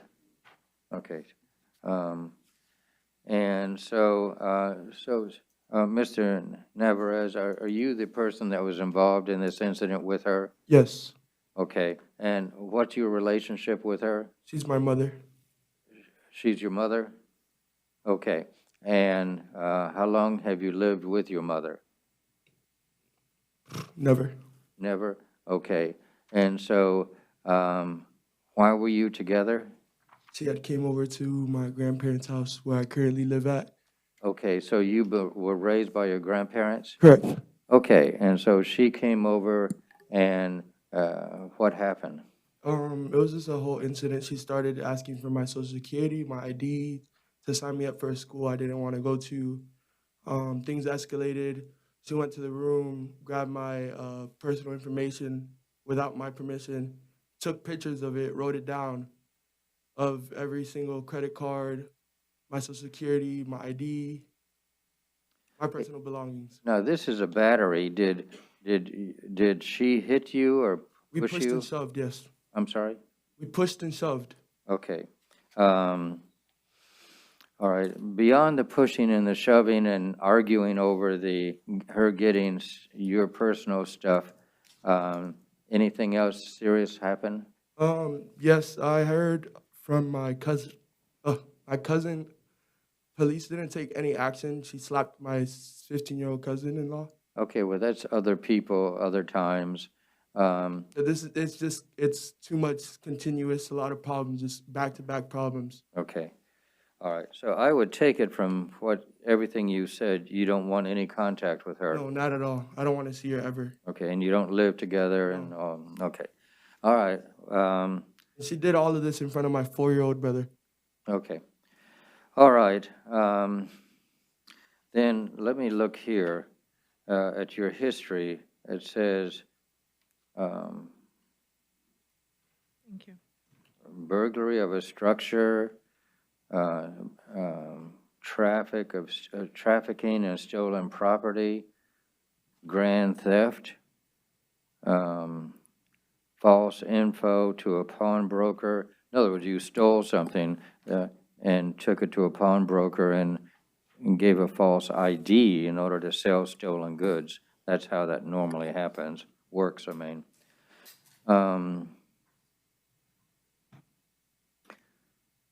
Cocaine, burglary of an unoccupied structure, traffic in stolen property, burglary, and then a bunch of other things, but obviously, okay. All right, now this is, okay, so what do we have here? How many counts? So we have 2 counts, battery, domestic violence, and so we'll go ahead and do $1,000 for that. And then the petty theft, while it may be this instance petty theft, she has an extensive criminal history for some reason. And so based on that, her bond would be $2,500. It would be lower if it was just, just the incident, but, I was really sort of shocked when I started reading what they are. So, your misdemeanor is certainly worth $2,500. And so, anyway, then,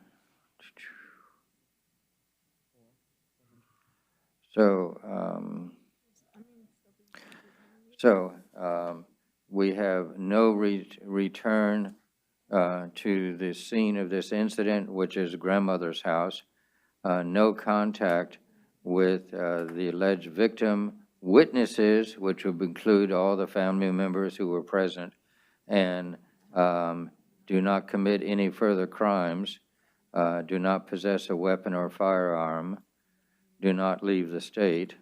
Also, I do, public defender, yeah. Okay, wait a minute. She does, even based on her history, she still does qualify for pretrial release. Would you consider at least setting pretrial, giving her pretrial, if you stay the $1,000 bond on the battery, if you would at least give her the pretrial release on the higher bond amount so she's able to post that bond, because it's going to be too high for her to post. So she'll have both pretrial release monitoring her as well as still paying the monetary bond. No. You are to be drug tested by pretrial release beginning 33 days from when you're released from jail. And if you're positive for illegal drugs, you will be rearrested. And so you need to talk to the public defender's office. And public defender, something's going on here. And before she winds up, have you been to prison yet? You have been to prison? Okay. And so before she heads back to prison, you need to try to figure out, does she have a mental health issue? Excuse me. Is it a drug issue? She's definitely heading back to prison. Excuse me, Your Honor. All right, thank you very much. And so, sir, you're excused. Thank you. Huh? Thank you. All right, next, John Nettles, Nettles.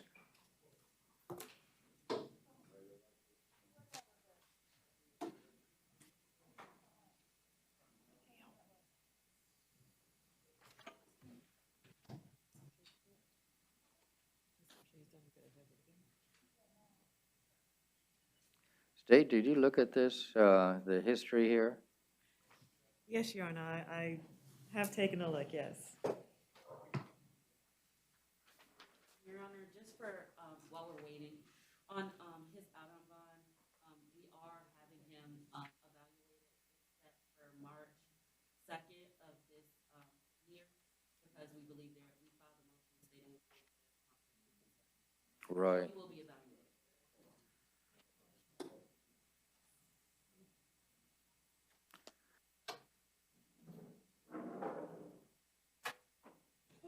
Okay.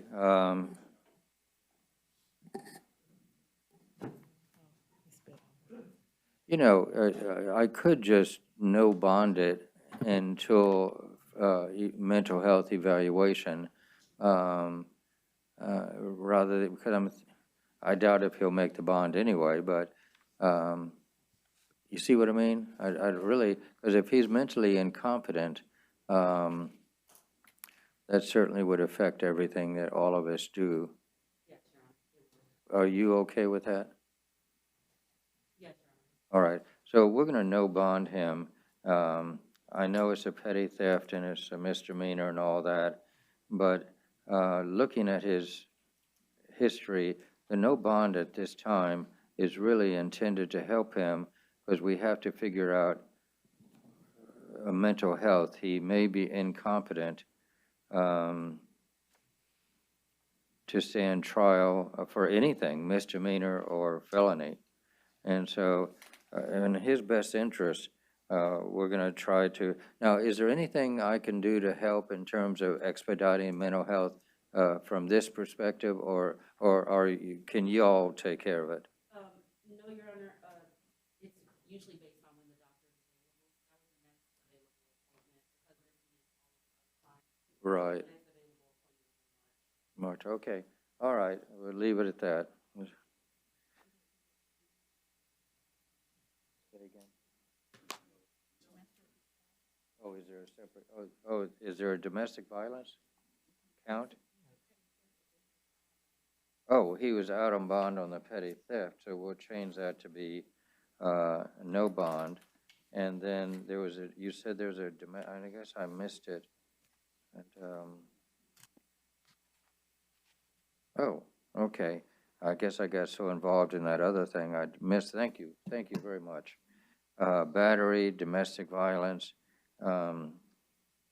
We'll put a no bond on that too, and we'll just all deal with it at one time. Sir, he's entitled to a bond. Okay. On the battery, so I would ask that you set the bond on battery, and then you can just set the out on bond. Okay, can you help me? I didn't quite understand that. So on the battery, he's entitled to the bond. Oh, the domestic violence, yeah, so we can go ahead and do $1,000. Yes, thank you. You're totally correct. $1,000. And no $1,000 and no contact, no return.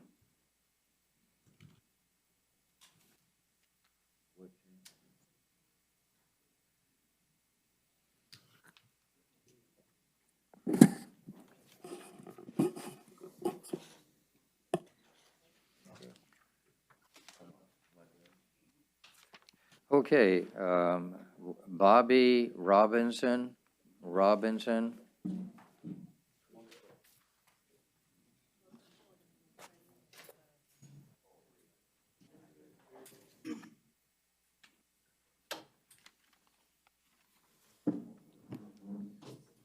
Okay, all right, we have somebody in the witness box, and so let's swear her in.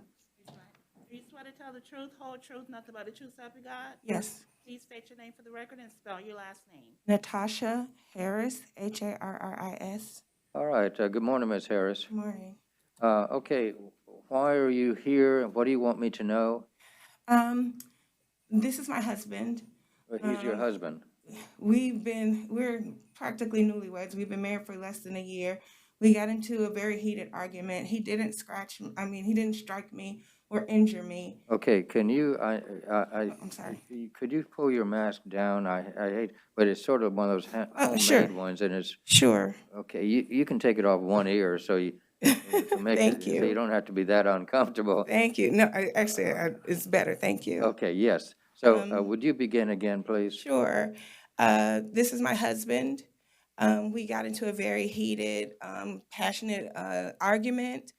He didn't strike me or injure me, but because I guess he touched me, the police thought it was best that he separate for the evening. But he's a very attentive husband. I have mobility issues. I'm disabled, and he is a caregiver to me as well. And he's a role model to my 15-year-old son. So he's pertinent to my household. Okay, how long have you all been married? Only 3 months. Only 3 months, okay. How long have you known each other? Less than a year. Okay.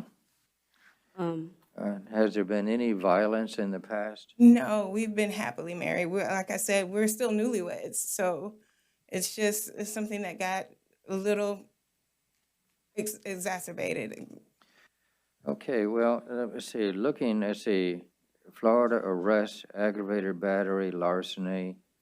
Your Honor, it looks like he was only ever convicted of fraud in 2011. In the arrest affidavit, there was the victim signed a declination not to prosecute. So I would ask in this case for pretrial release. He does qualify, and a no hostile contact.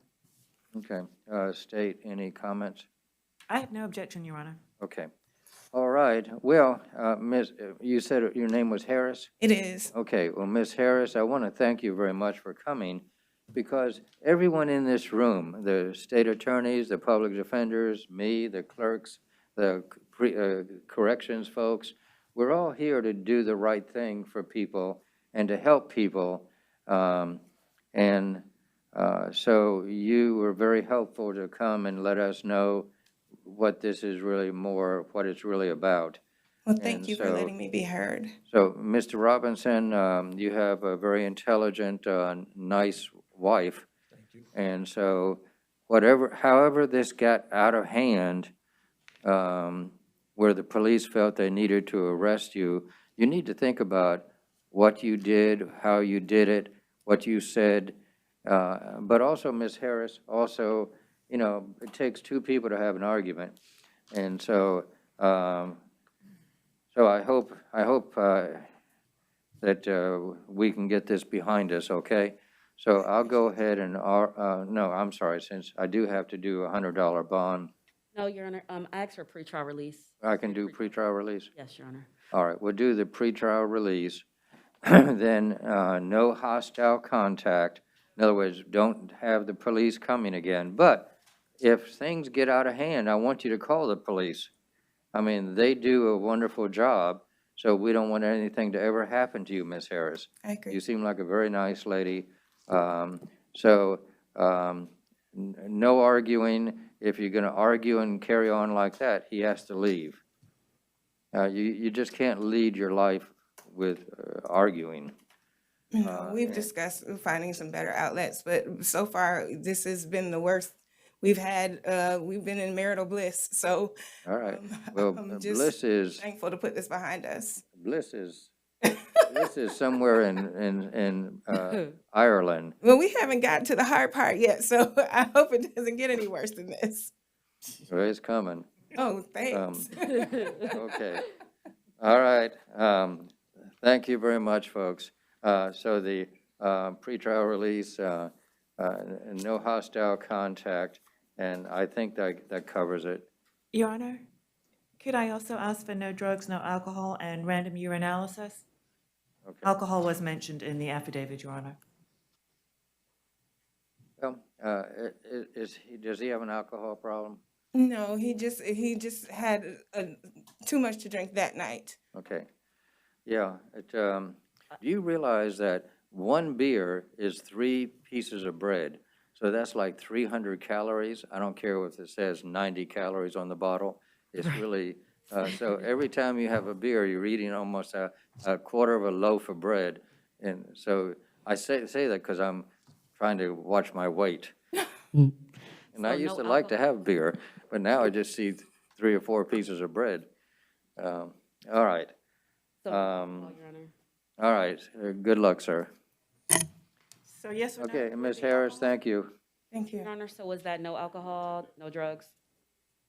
Yeah, no alcohol, no illegal drugs, but I'm not gonna drug test it. I don't see a reason to. I'm doing it in a pretrial release probably. I'm working them to death as it is.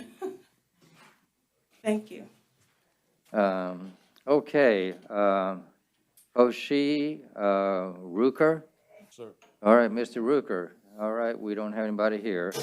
This is dating violence, and then you have some drugs, battery, criminal mischief, robbery, trespassing, drugs, aggravated assault. And have you been to prison yet? Yes, sir. Okay. And how long you been out of prison? Since 2016. 2016, okay. The,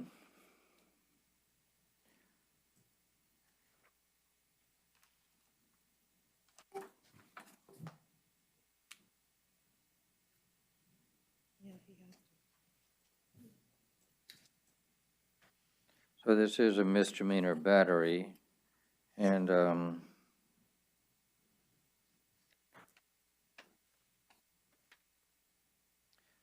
it doesn't have any facts. Yeah, the state's gonna, I mean, the clerk's gonna print out the facts so we can understand it.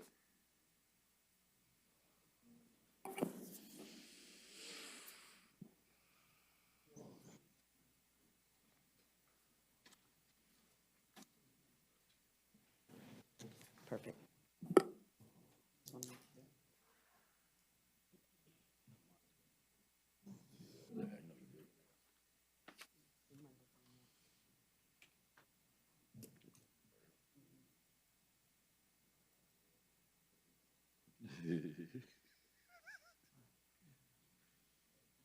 And Your Honor, while that's printing, based on the fact that he has not had any, looks like anything since 2017, when he was released, I would ask for a $1,000 bond in this case. It's a misdemeanor,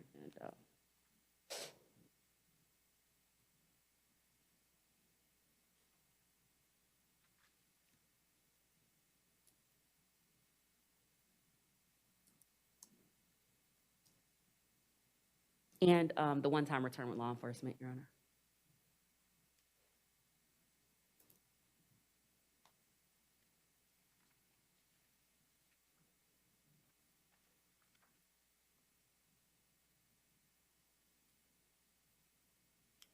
Well, it seems like he was arrested in 21 for coming around her.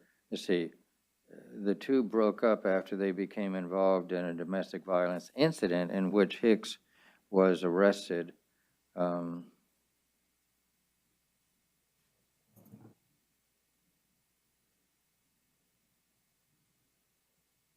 And Your Honor, just for the court's record, she was also arrested twice.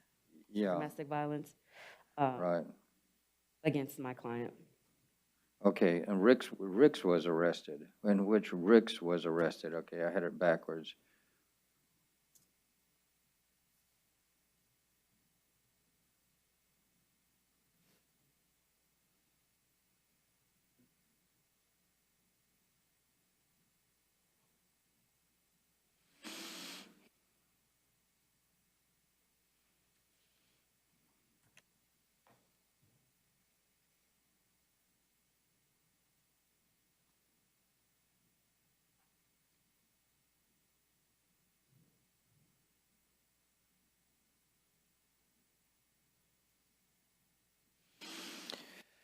Well, it,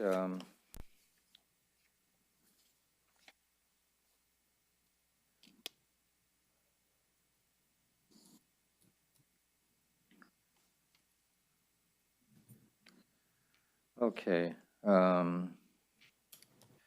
we'll do the $1,000 bond, and then to be drug tested by pretrial release, beginning 33 days from release from jail, and tested periodically thereafter. If he has illegal drugs in his system, he'll be arrested, lose the bail, and then be back in jail. No contact with the victim. They don't live together.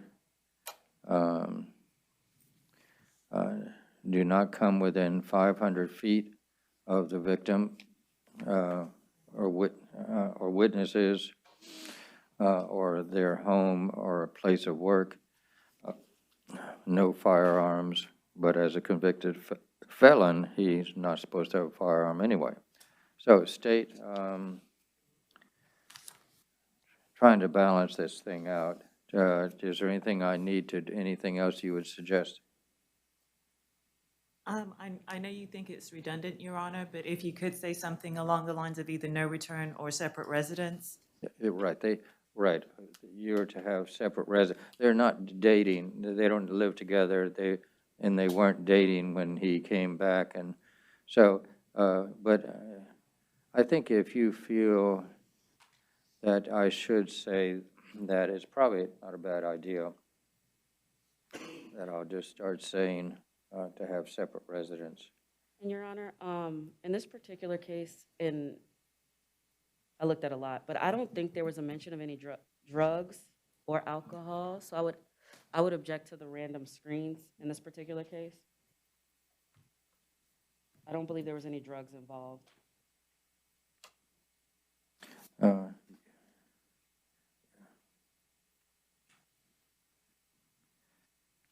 okay with the no drugs, no alcohol, but for random drug screens, Your Honor, I don't see any, I don't remember. All right, yeah, I'll strike that. Thank you. So you're good.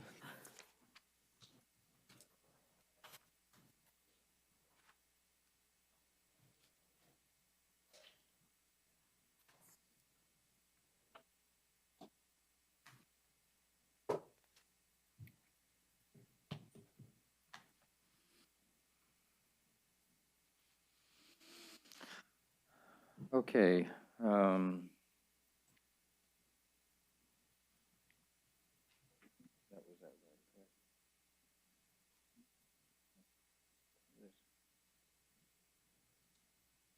okay, next is Michael Rutland.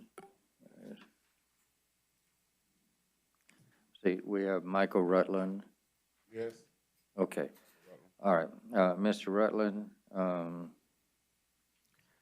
this is domestic violence battery, and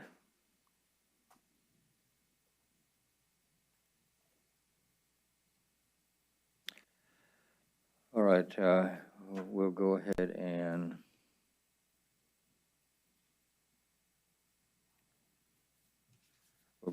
have $1,000 bond,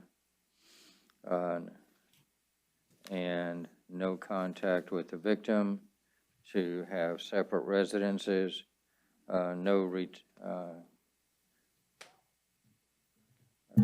you weren't living with, were you living with that lady? Were you living with her? Were you living with her? No. Okay, all right. Then you don't have to go back to her place. No. Okay. Got my own place. All right, and to have no contact with her in any way.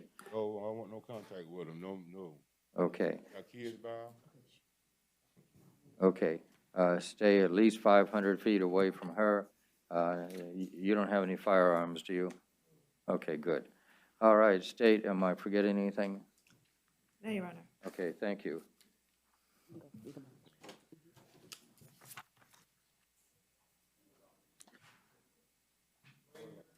All right, we're going to take about a 10-minute rest break. And so it is now, okay, I'll see y'all at 1:15. We'll recommence at 1:15. Okay.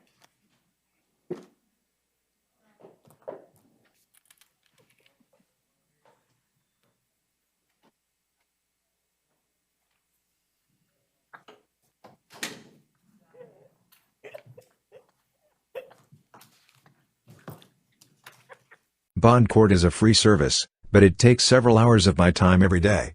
Less than 10% of Bond court viewers hit the like button, and less than 1% leave a comment. If you want Bond court to continue to be available on YouTube for free, then please hit the like button and leave a comment on all of my videos. And I see you have battery, burglary, criminal mischief. That was a false police report. I've never been convicted of any crime. I have a clean record. So, Well, are you saying, and you never had a withhold, you never had an adjudication, or you had withholds? I was Yeah, pull your, Your Honor, she was never convicted of any crimes here in Florida. It just shows some out-of-state arrests, but it says all cases were dismissed and out. oh, okay. And here she only had Okay, and, all right, we'll go ahead and we'll go ahead and do your bail, at $100. This is a misdemeanor, and we'll have,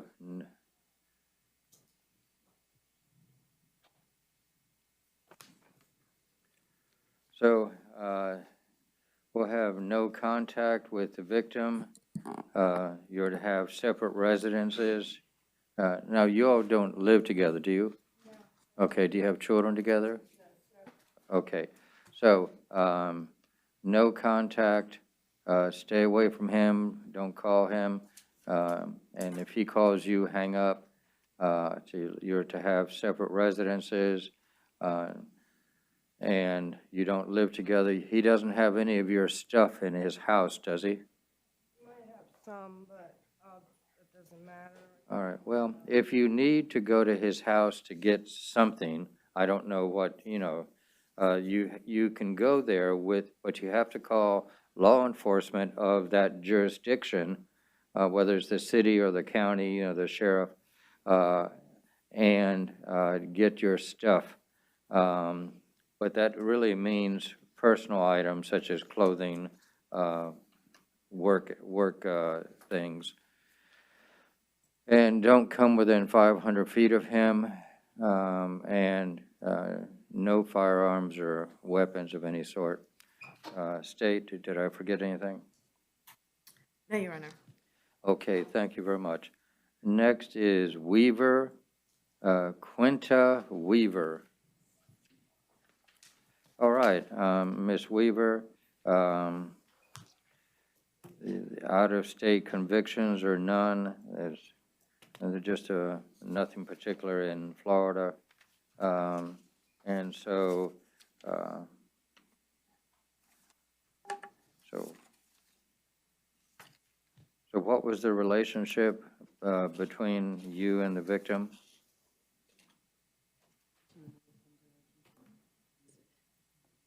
Her dad, Your Honor. Okay. All right, and do you live separate from him? Do you live somewhere else, or do you live together? You live together, did I hear? Okay. All right, and so this doesn't seem to pose any great threat. It's more about separating them. So unless the state points something out that I need to know, we'll go ahead and do a bail at $100. And I don't see any drug issues. State, correct me.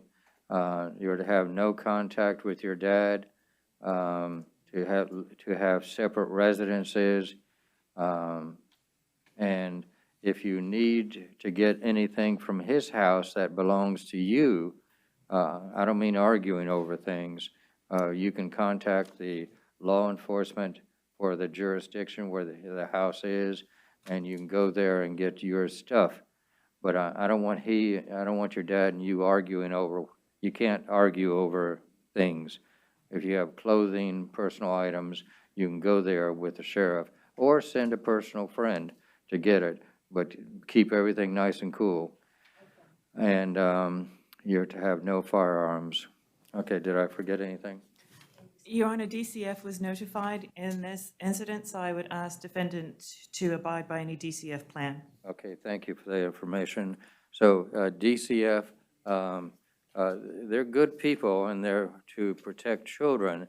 So I want you to cooperate with them and cooperate with the Public Defender's Office. Those are good people, good offices. They're trying to do the right thing. So you have a very good attorney in the Public Defender's Office, and they're all good lawyers. And so, so work with all of them. Let's get this behind us, okay? All right, thank you.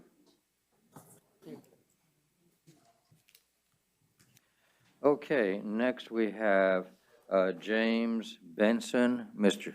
Benson, these are out-of-county warrants, and so there are no bond. Have they been notified? Is there anything we're supposed to do other than let them know? No, Your Honor, that's it. That's it. Okay. All right. We have done what we're supposed to do, notify them. I think they have, what is the period of time? Do you remember? I don't know. I think it's like a couple of weeks or something. 10 days or Or, to notify the out-of-county to come and get them. oh, I would think it. So it says out-of-county warrant, so we'll notify them, and there is a period of time that they have to get you or you're released, but I forget how that works. Question I have. Okay, thank you very much, sir. Your Honor, can you tell me the county?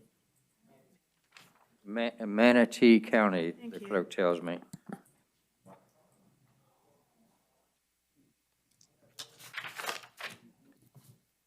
Okay, we have a Victor Jose. So are you Victor Jose? No? He's TOT Osceola County. What is this? Did I? Oh, he's already been released. All right, now back to us. Are you Mr. Sandoz? Yes. Okay, Mr. Sandoz. This is out-of-county warrant. And what county, do you remember? Volusia County, so we'll notify Volusia to come and get you.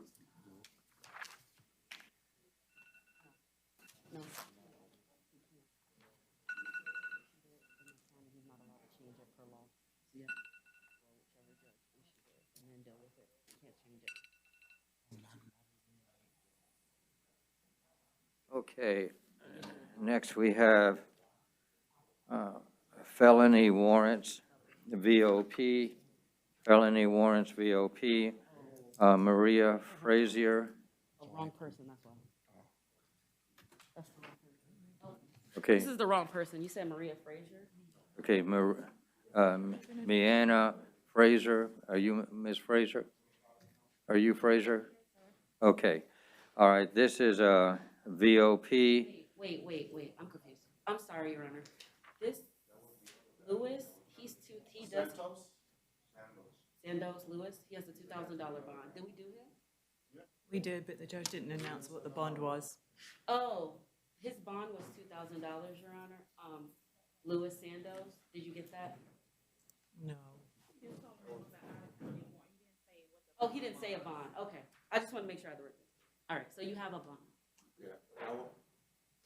Okay. Can I change that?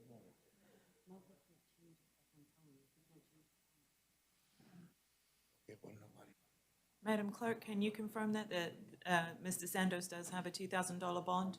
Thank you.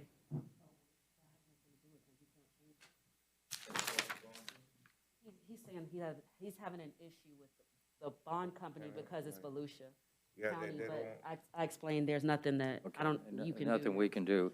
Yeah, that's through the bond. All right, thank you very much. Okay, now, Frazier, Mianna Frazier? Yes, sir. Okay, and you have a this is a VOP, and you'll go to VOP court. There's no bond, and there's a VOP court within about 3 to 5 days. Thank you. Next is, I see, Cornelis Hickson, Hixson.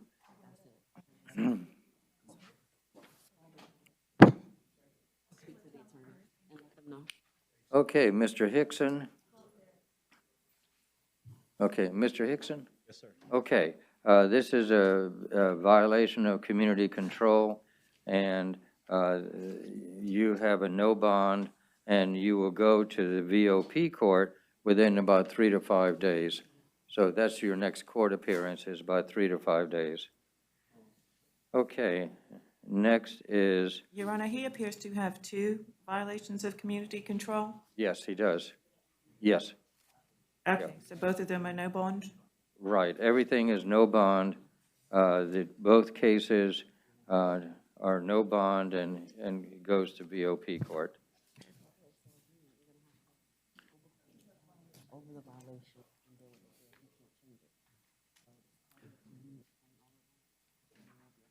Okay, we need to move on, please.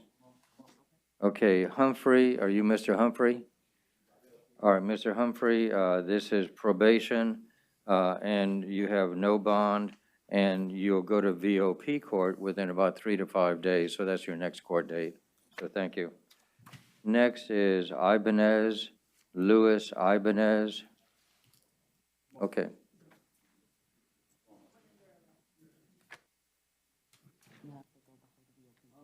He has no jurisdiction, which is 3 to 4 days. Okay. Mr. Ibanez, you have several cases. These are charges, I mean, but there are cases there too. They're all VOPs, and so you'll go to the VOP court within about 3 to 5 days. So we don't do anything today other than let you know what's happening, okay? All right, thank you. All right, Rebecca Rodriguez. Add on. Excuse me, Judge, he does have cases to be addressed. Hold it. He has other cases. Oh, okay, okay, good, thank you. Yeah, let's bring him back. Okay. Okay, I didn't realize that you have a new case, which is, for the record, is 22 CF 1031, and it's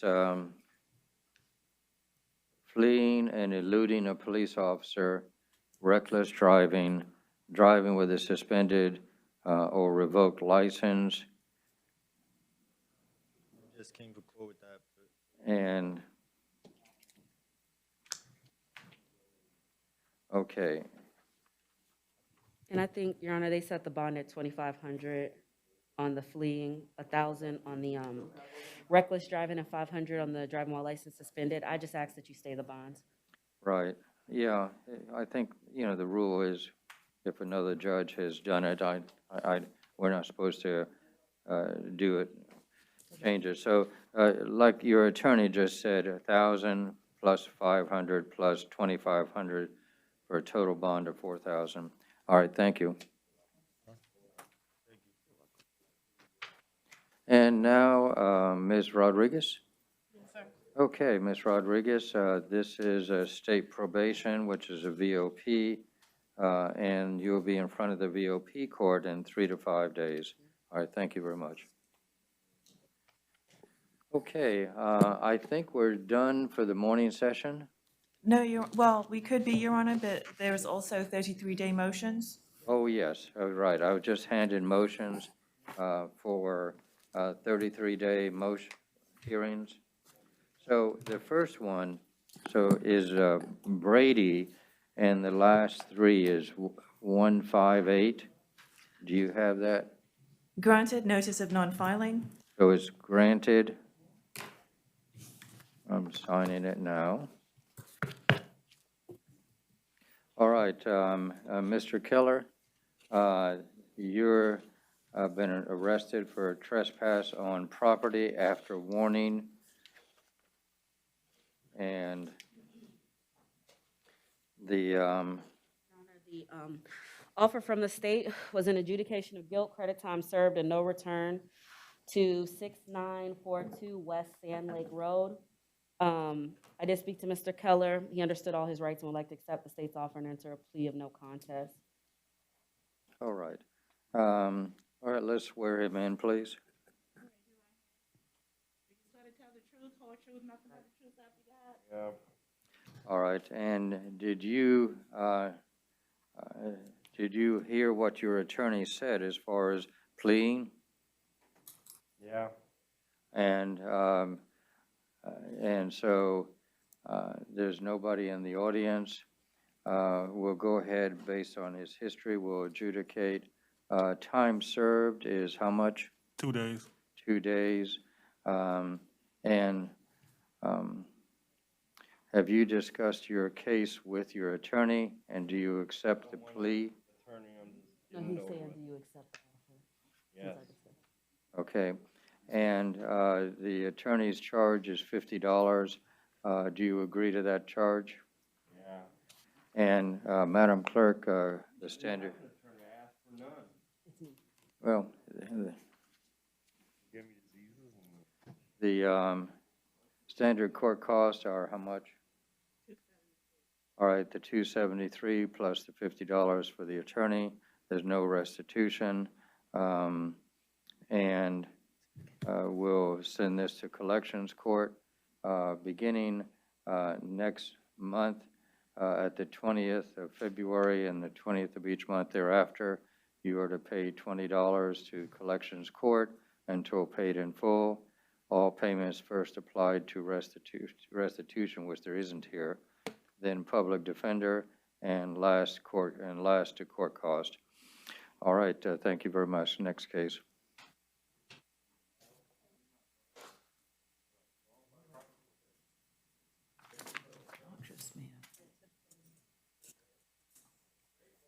You want to resolve your case?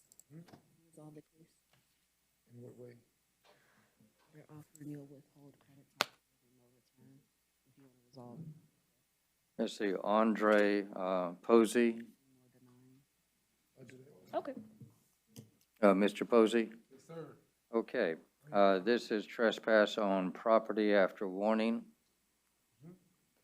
Your Honor, the offer from the state was a withhold credit time served and no return to, what is it, 2500 Hunzi Avenue.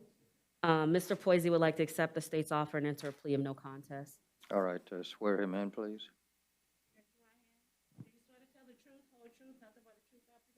I do.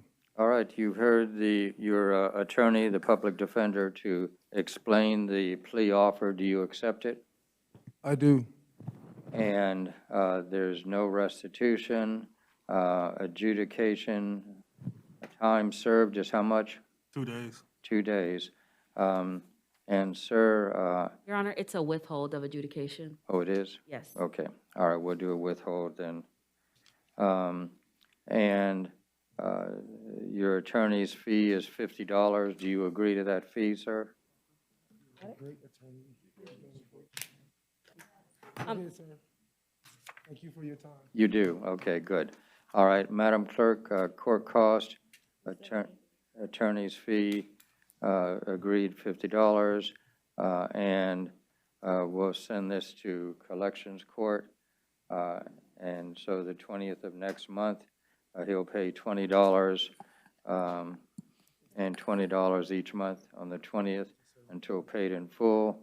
All payments to be applied first to public defender money and then court cost. Thank you Your very Honor. much. You'll go home. Thank you so much. You're welcome.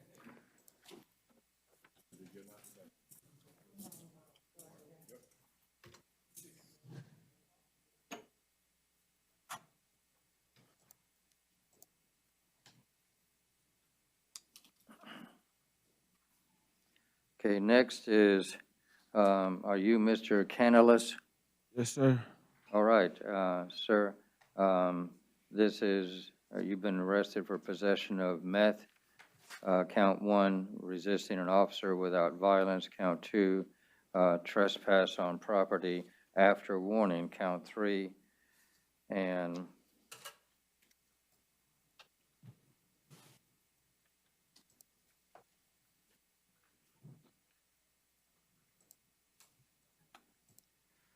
all right, we'll go ahead and the possession of the meth is, so these are, that is a felony, so we'll go ahead and do it at $2,500, and resisting an officer at $250, trespass on property $100.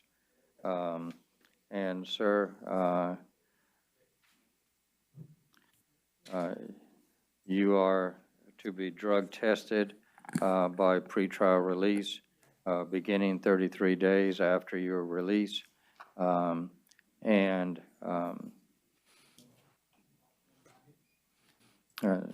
that will be through pretrial release. You are not to return to the scene of the alleged crime. Do not contact the alleged victim, witnesses, or co-defendants. Do not commit a crime. Do not possess a weapon or firearm. Do not leave the state of Florida. You are to attend all court hearings unless excused by your attorney. Do you understand what I've said? Yes, sir. All right, thank you. Next case. This is Manuel Figueroa. And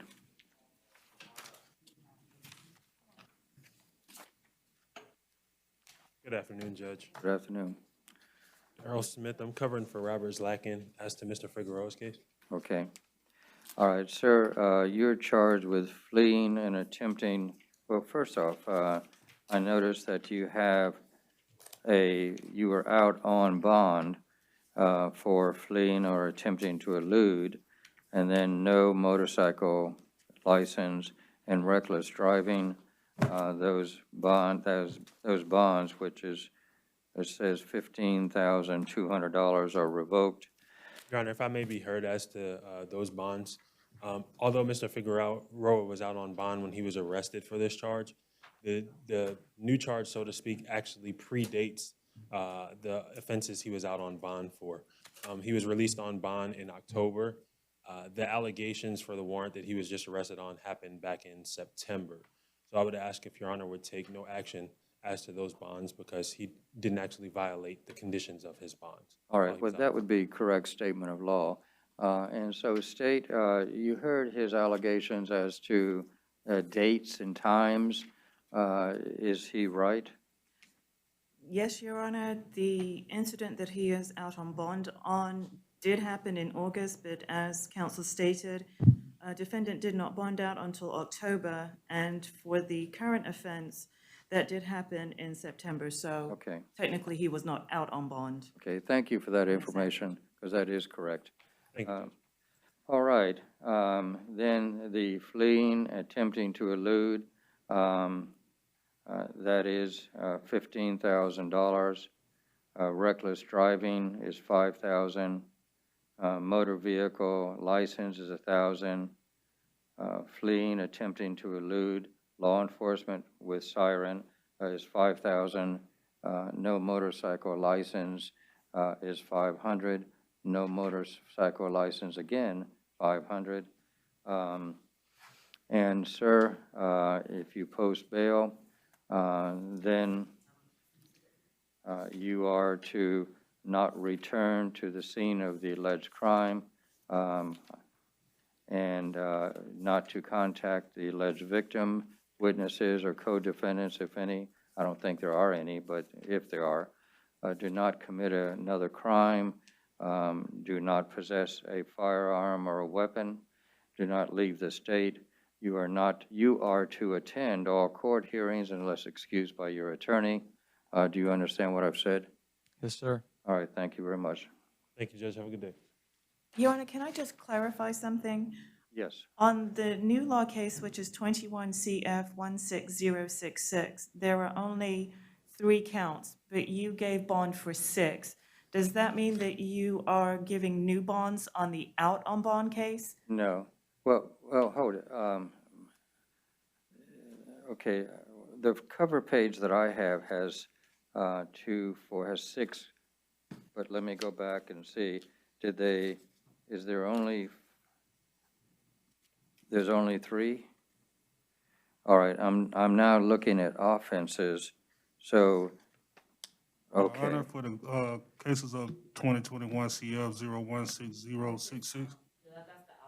Yeah, those charges was endorsed. Yeah, if those, right, I guess the charges would indicate to me, but when I go down and look at the affidavit, it shows fleeing and attempting reckless and no motor vehicle license. So is there only 3 new charges? Yeah, I thought he was just. Yes, Your Honor. Okay, then strike what I've said previously, and the fleeing bond stays, the reckless bond stays, no motor vehicle stays. The others are struck that because they were included in the prior bond, and I wasn't aware of that at the time. Okay, thank you for the clarification. 15.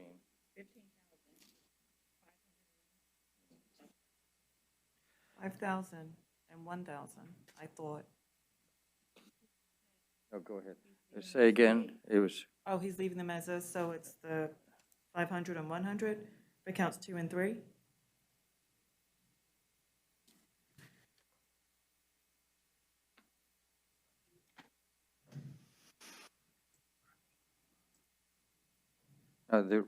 the reckless, what did, I said it was, 15,000. okay, no, that's the fleeing and eluding. I apologize. Yes, Your Honor. The fleeing and eluding, you had stated at 15,000. Right. When it came in, it was set at 500. Previously, you had set it to 5,000. So I'm just clarifying which one. No, the fleeing and eluding is the 15. Yes. And then reckless driving is, I thought I said 5. Yes, Your Honor. Yeah. And then motor vehicle license is 1,000, right? Okay. Thank you very much. Thank you. Okay, Madam Clerk, what is this? Are these? Oh, yes, we're going to do about 3 or 4 arraignments real quick. And this one is Campos, William Campos, Mr. Campos. Mr. Campos, this is a violation of domestic violence injunction.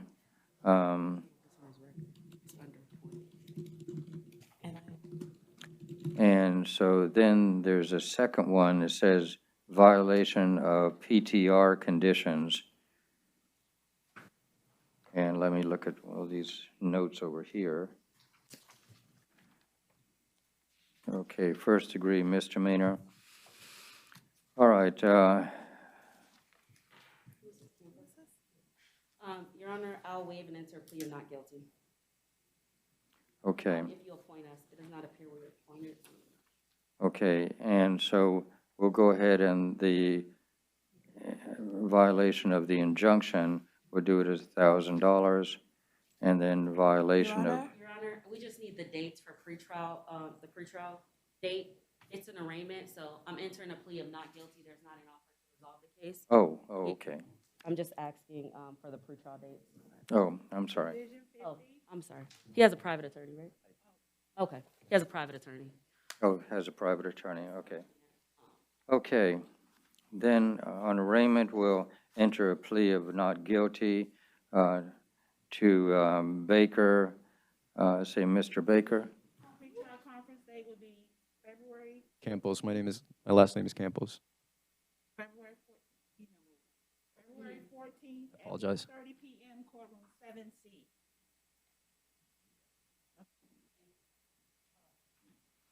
Okay, Tarius Baker. It's medical, Your Honor. Okay, we'll enter a plea of not guilty and a trial date. And just for the record, on some of these that don't have the public defender appointed, if they do not have a private attorney, could you appoint us, Your Honor? Yes, sir. Yes, ma'am. So I'll enter plea of not guilty. Division 83, pretrial conference will be February 14th, 8:30 a.m. courtroom 6C. Okay, and then we have Benton Court, will enter a plea of not guilty. It shows here, we will go ahead and appoint the public defender, but it indicates office of public defender. But that's only for jail arraignment, but we'll go ahead and appoint. And trial date, did you give on this Benton Court? Division 85, pretrial conference, February 21st, 9 a.m. courtroom 4A. Okay, this is Magnolia Caesar. And a medical will enter a plea of not guilty, appoint the public defender. Division 83, pretrial conference, February 14th, 8:30 a.m. courtroom 6C. Pedro Rivera Medical, Your Honor. will enter a plea of not guilty, appoint the public defender. Division 63, pretrial conference, February 10th, 1 p.m. courtroom 10B. Okay, this shows misdemeanor pleables, and there's several of them, about 6 of them. But then, now, do these stand on their own? Are they here, just indicating here? Is that the only paperwork we have for those? Or they're just here, that's what I thought. Yeah, so we do have Batista, Demencio Batista.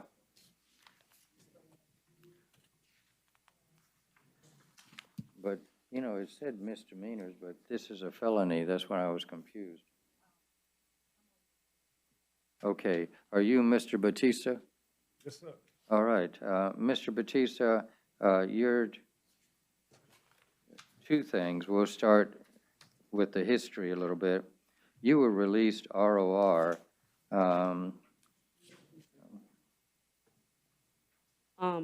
Your Honor, on Mr. Batista, for the trespass, there is an offer, 2022 MM 59380 of an adjudication of guilt, credit time served, no return to 999 North Cimarron Boulevard. Mr. Batista, we went over all the rights. He understands his rights, would like to accept the state's offer, enter a plea of no contest. And in return for resolving the trespass, I would ask that you take no action on his out on bond charges. All right, in consideration of the plea, we'll do that. All right, swear him in, please. Go ahead, no, you're fine. All right, you heard your attorney explain the plea offer. Do you understand it and do you accept it? Yes, sir. All right.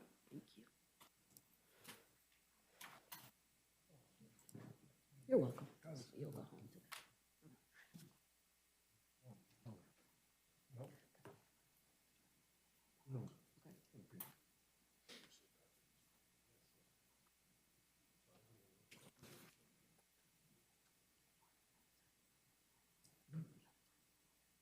Yes, I'm Uncle.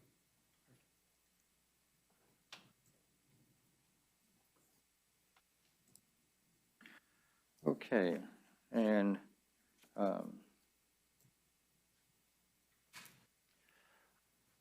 right, and so we'll do withhold of adjudication. Time served? Yes, Your Honor. 2 days? Yes, sir. 2 days. And sir, do you agree to the $50 fee for your attorney services? Yeah. All right, and so Madam Clerk will impose the standard court cost, $50 attorney's fees, and we'll assign it to Collections Court, $20 on February 20th, $20 and $20 each month thereafter until paid in full, and then the payment would first go to public defender and then court cost. Your Honor, so there's a no action on both cases out of bond? Right, no. We're in consideration of the plea and everything, I'm not touching, so you still got that bond. You can go home today. You'll go home today. Thank you. You're welcome. So your attorney did a good job for you, did the right thing for you. Thank you. That's it? Yep, that's it. Thank you. Have a good day.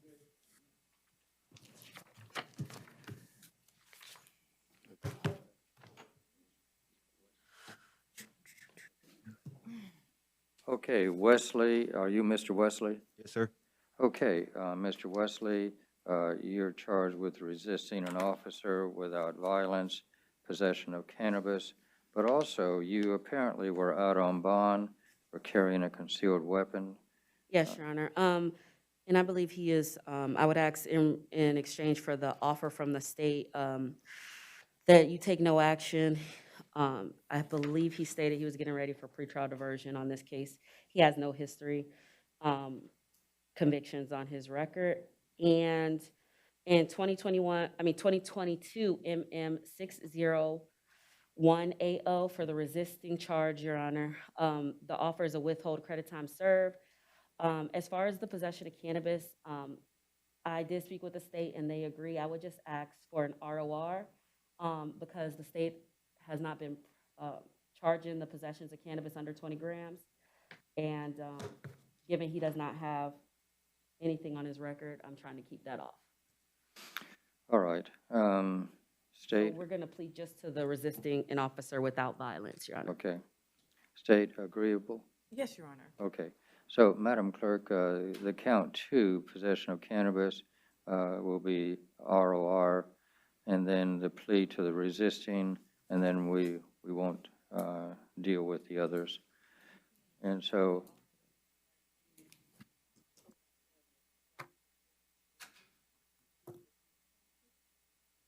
Oh, she said, I think, all right, and she says we really can't. she said she can't, if we do it, we would have to do everything. RORM on both? I don't have a problem with that. Then I'd ask for an ROR on both cases, Your Honor. Because I just don't want, there are no bill in these, and I just don't want it on his record, given, I'm trying to keep his record as clean as possible. And I don't want to add anything to that. So I understand he has the out on bond. He's getting ready for pretrial diversion. So I just ask, since the state has no objection to an ROR, Your Honor. He does have the community ties. He's been here for over a year. Well, it,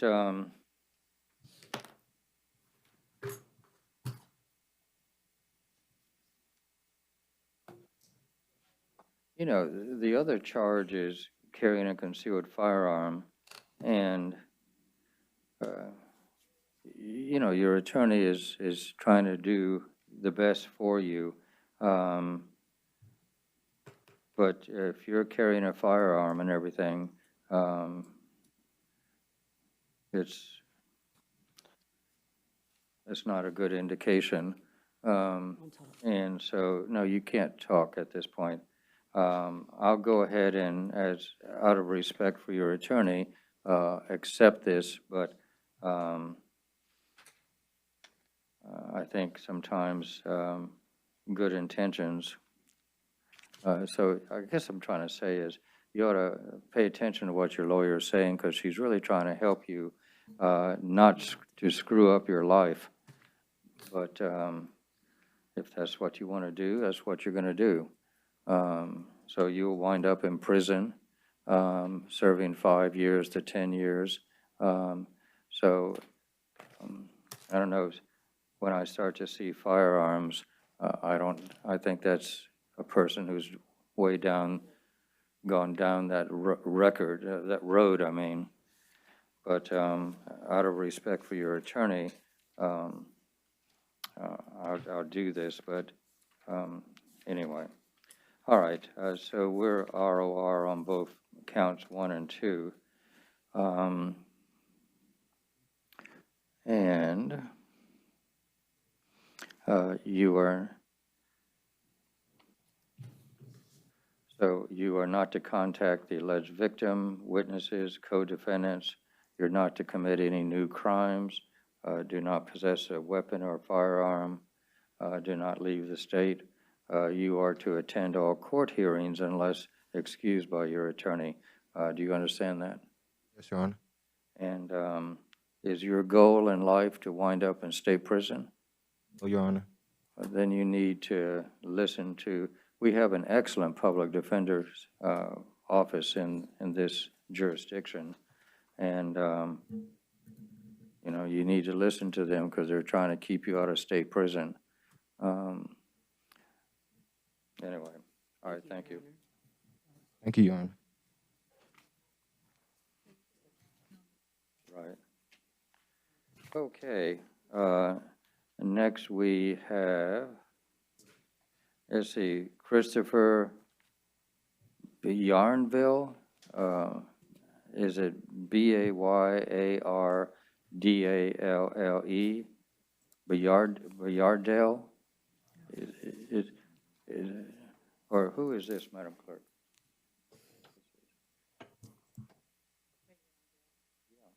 Do we have? I don't have him. Oh, he bonded? What's that? Yardale? Bayardale? Oh, I don't have him either. Yes, ma'am. 2200 Yes, he bonded Christopher Barnyard. Okay. Okay, all right. Then, are you Mr. Jones? All right, come forward, Mr. Jones, to the microphone. And this is alcoholic beverage, open container, presumably a plea. Yes, Your Honor. The offer is to withhold credit time served. Mr. Jones would like to accept the state's offer and enter a plea of no contest.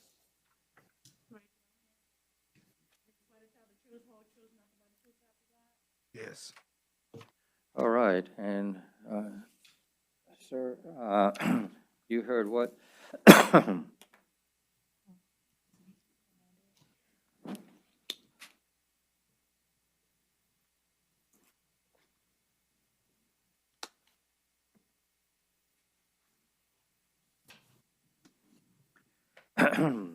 All right, you heard what your attorney said as far as a disposition, a sentence. Do you accept it? Do I accept it? Yes. That's what we said.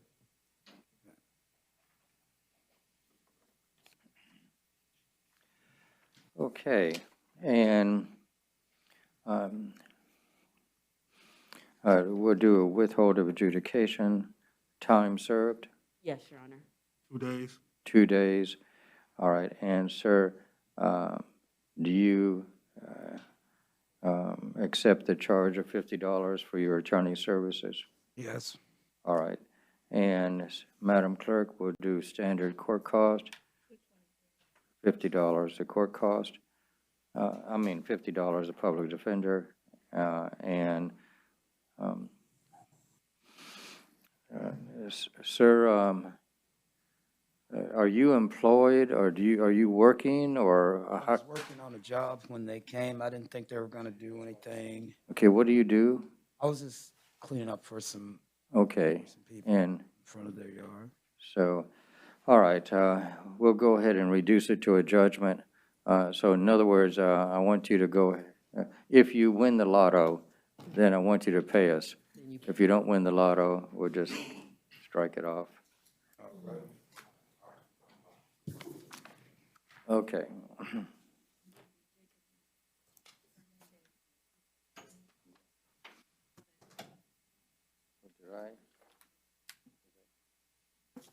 Did I mess things up?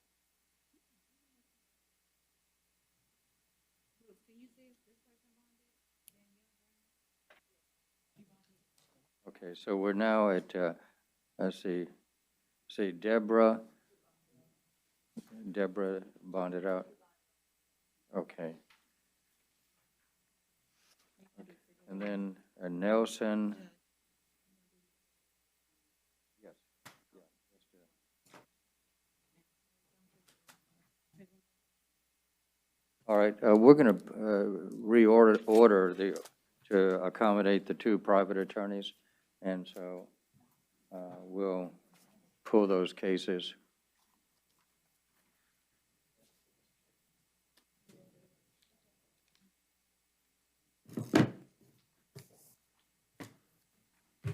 By coincidence, Judge, I'm here for this gentleman.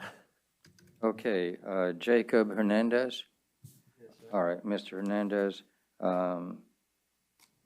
you have aggravated assault with a firearm, possession of a firearm in a commission of a felony, possession of cannabis with intent to sell. And so, let's see, possession of drug paraphernalia.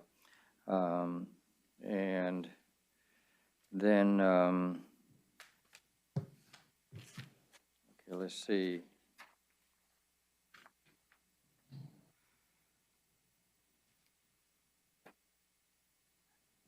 Okay, here's, this is the warrant to be set at IA's.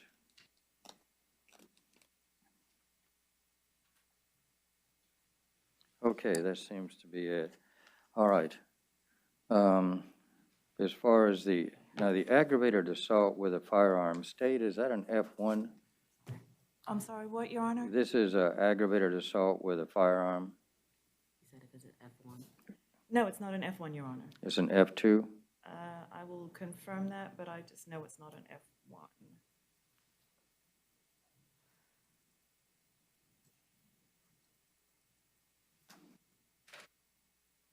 It's an F3, Your Honor. It's an F3? Really? Hmm.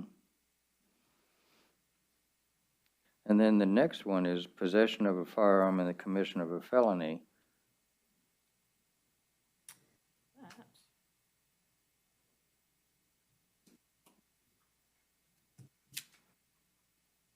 That is an F2, Your Honor. An F2, okay. All right. Madam Clerk, the aggravated assault with a firearm, we'll go ahead and do as $10,000. And then the possession of a firearm, the commission of a felony, as an F2 would be $25,000. And then possession of cannabis with intent to sell would be $5,000. And then possession of drug paraphernalia would be $1,000. And so, sir, yeah, this is Hernandez.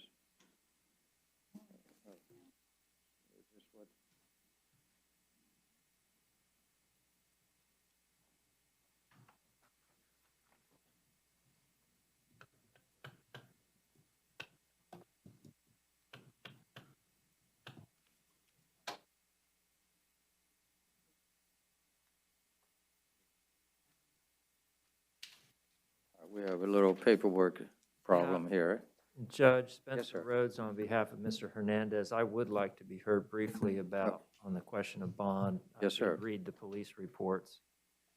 The possession of firearm in the commission of a felony, I question the probable cause in that case. So the facts are that during a traffic stop, there was 2 ounces of cannabis that it was found in a backpack in the back seat, which has been attributed to Mr. Hernandez. There was another occupant of the car. And then inside the glove box, not in any proximity or relationship to the backpack that contained the 2 ounces of cannabis, which is arguably a personal quantity of cannabis, was a firearm. So I think that this is not a classic possession of firearm and commission of a felony in the sense of there was some crime intimately connected with the possession, and even the possession itself, both as to the cannabis and as to the firearm, are unclear. So I would ask, Judge, that you consider having a reduced bond as to that count. The aggravated assault situation was apparently, according to the probable cause affidavit, a road rage type argument in which the other party acknowledged getting out of his car and threatening to beat up him, at which point the other party said, he produced a gun, said, no, I have a gun. So at least arguably this is in the context of being physically threatened by another person. Actually, there were 2 other people in the other car and only him, but you're not supposed to talk about it right now, okay? We're just talking about the police report. So 2 people, and so again, maybe that is some significant mitigation over a classic aggravated assault case. Well, that does sound like a different story than what we're used to hearing. And so, state your reply, please. Your Honor, with regard to 2022 CF 461, there was another individual in the car. However, if you review the affidavit, this defendant is listed as the defendant. He is also the driver. There was 66.3 grams of cannabis that was found inside a jar. There were also a scale and $800 of U.S. currency. All of that is indicia of possession of cannabis with the intent to sell or deliver. There was also a gun that was found,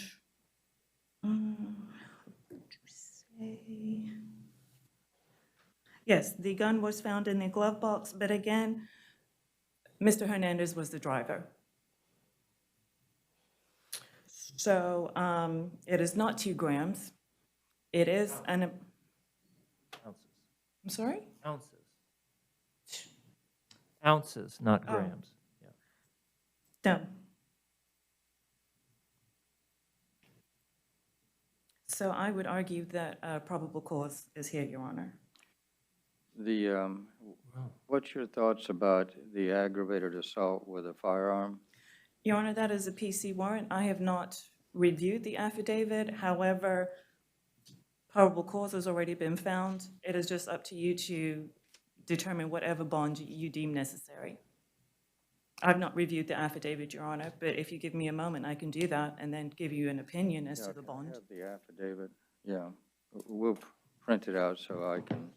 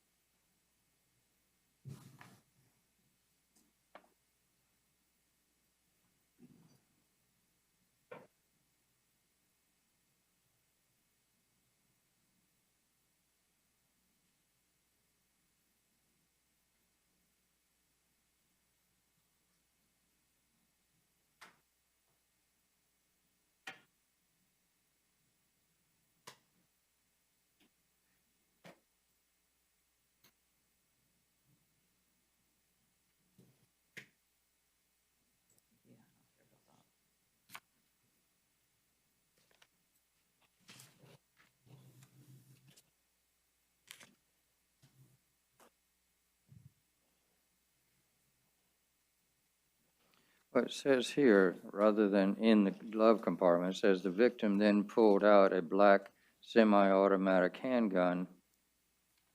No, the suspect, I meant to say.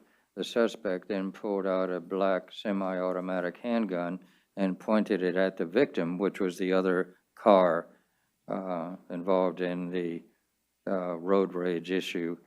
The victim then retreated to his vehicle, and the suspect followed, attempted to open his door. The suspect then, and so that's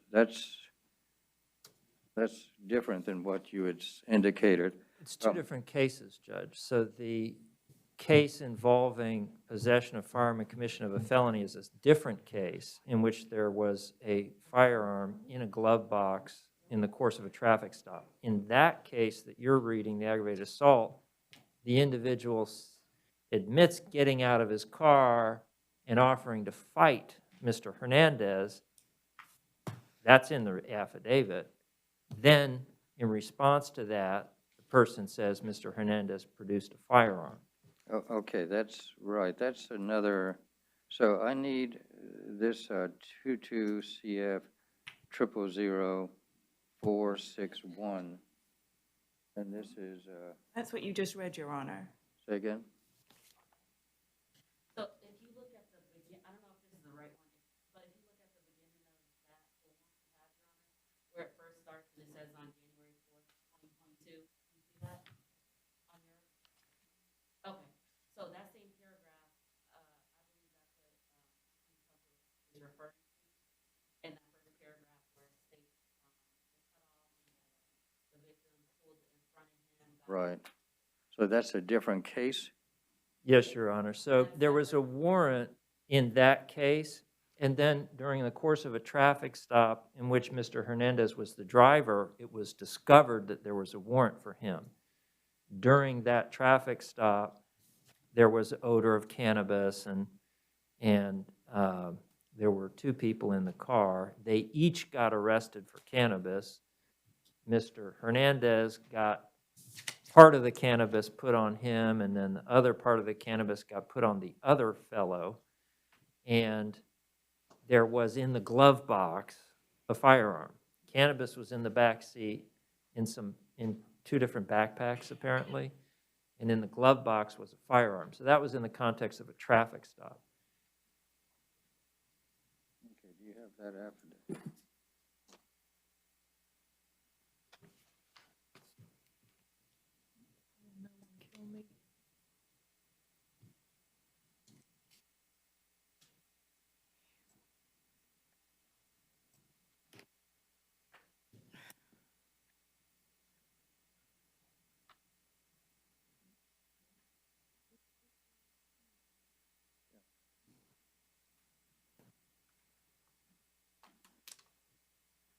Mm, 22 CF 000461.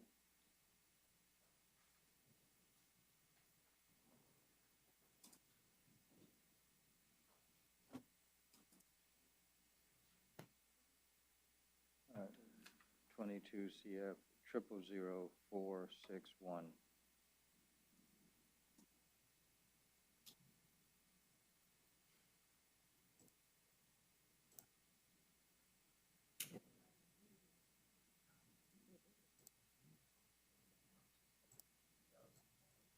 It should be in the other case, unless they put it in this case too.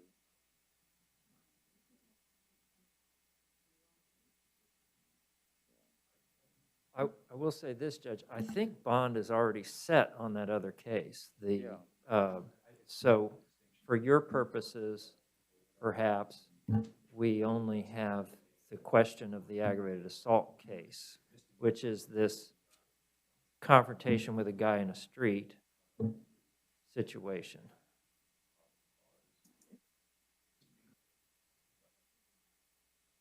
Okay, now this isn't a warrant.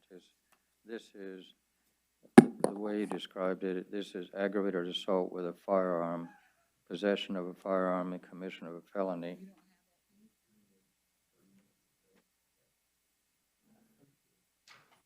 I think I'm just confusing everybody.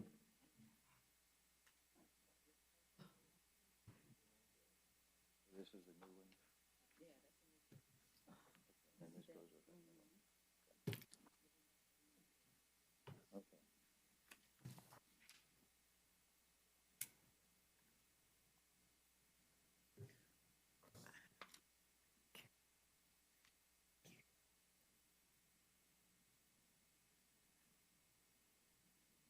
Now this is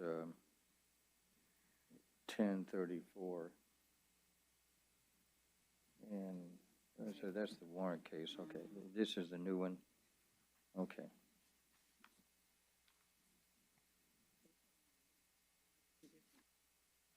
Oh.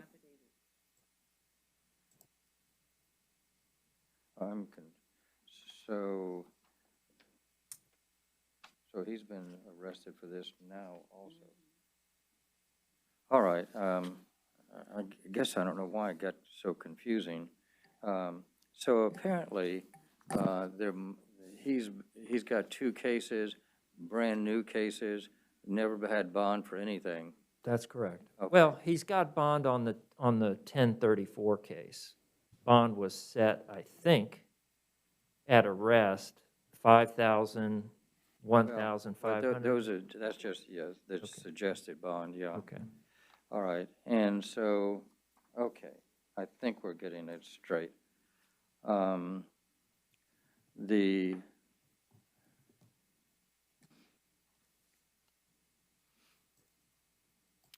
right, the possession of a firearm and the commission of a felony, you're saying that that's an F3 state, correct?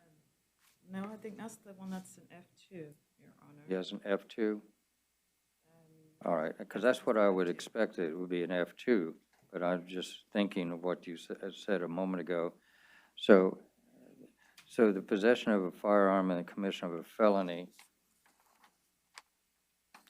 let's see what this description is.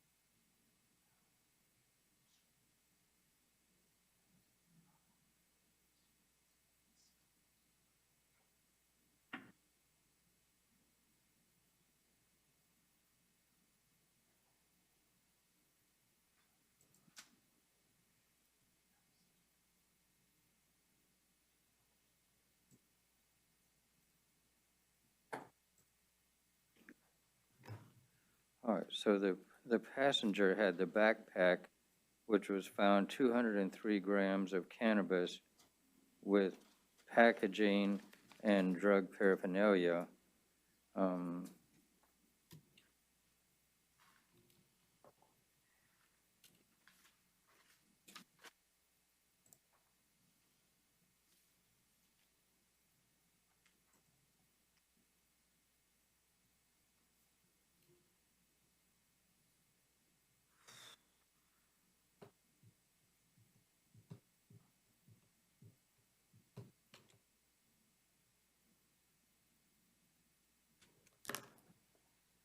You see scales.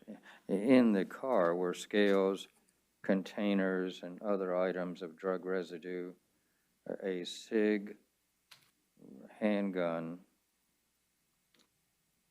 magazine, and loaded.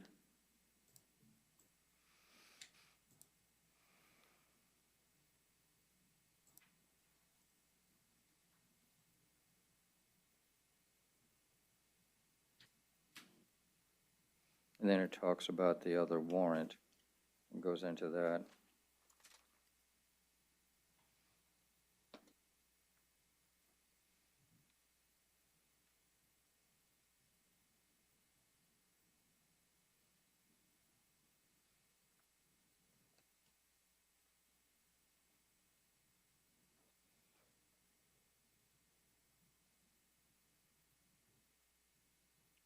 So state the possession of a firearm in commission of a felony. So they're saying that because there was drug equipment and a certain amount of it, that was a felony, and that that the gun, let's assume, it appears that it was in the glove compartment, but not used, in other words, out and being shown to somebody, but it was in the glove compartment. So what's your thoughts about the possession of a firearm and the commission of a felony? Your Honor, as indicated, it is just possession. It does not have to be shown or anything like that. It just has to be possession of a firearm while in the commission of a felony. The felony is the possession of cannabis with the intent to sell or deliver. As noted by the court, there was scales, there was cannabis in various containers, and there was also $800 that was contributed to this defendant. All of that, Your Honor, is indicia of possession of illegal narcotic with the intent to sell or deliver. Okay. All right. We'll go ahead and do the, that's an F2, and so we'll go ahead and do the $25,000 for possession of a firearm and commission of a felony, and then possession of cannabis with intent to sell is $5,000. Possession of drug paraphernalia, we'll do it as $1,000. And then we have the other case that was outstanding, aggravated assault with a firearm. We'll go ahead and do $25,000 on that too. The aggravated assault, I think you surprised me when you told me once that that's an F3. Yes, Your Honor. Okay, then we'll change that to be $10,000. And so, all right, sir.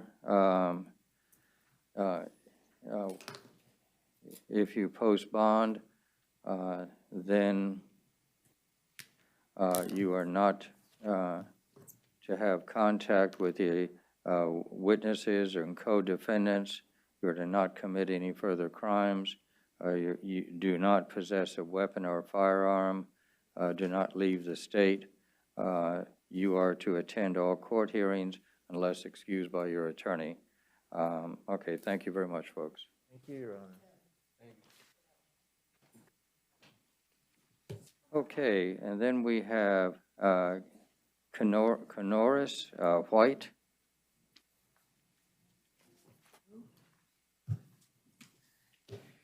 Okay, Mr. White, correct?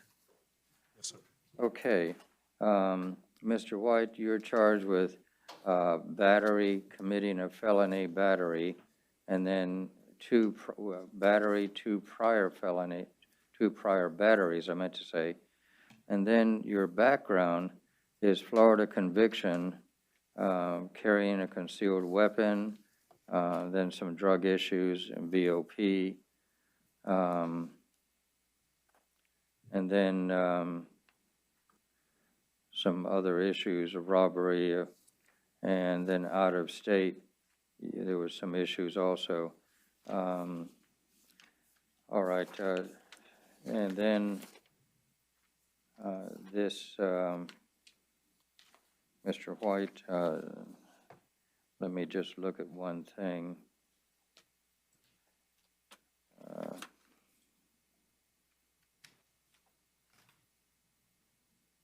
Do you have a staple remover? I'm sure there's one around here. Oh, okay.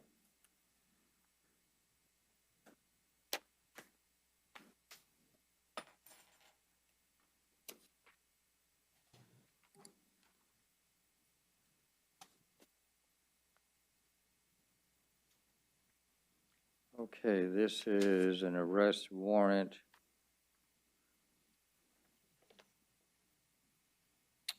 And the battery, felony battery, it says no bond, but that's illegal. There has to be a bond. And then the other battery, two prior batteries, it has 2,000. So the only one that I'm properly allowed to address is the bond, or the bail on the battery, felony battery. So that's that incident. So this arrest warrant. Do you have a description?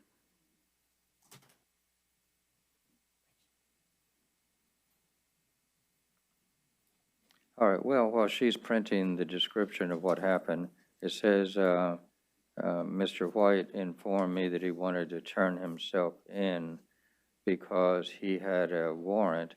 After I obtained his information, I completed NCIC, and then they came up with the charges.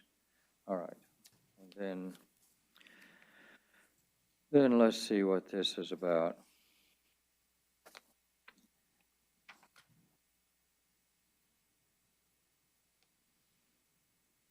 All right, January 17 of this year.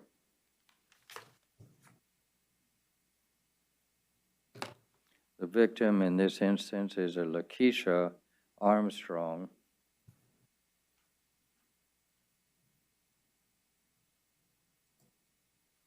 And that her mouth was bleeding and tooth was missing from where the bleeding was, I guess.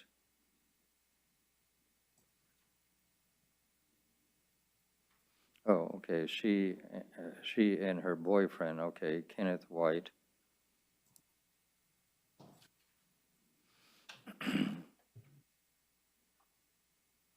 And that she says by affidavit that White then punched her in the right side of her lip, which caused Armstrong to fall to the ground. Limb started bleeding. Notice tooth was missing from the punch.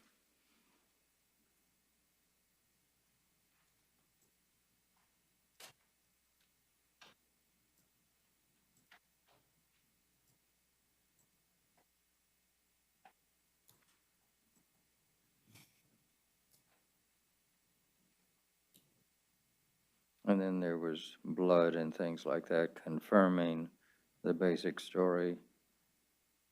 Okay. All right.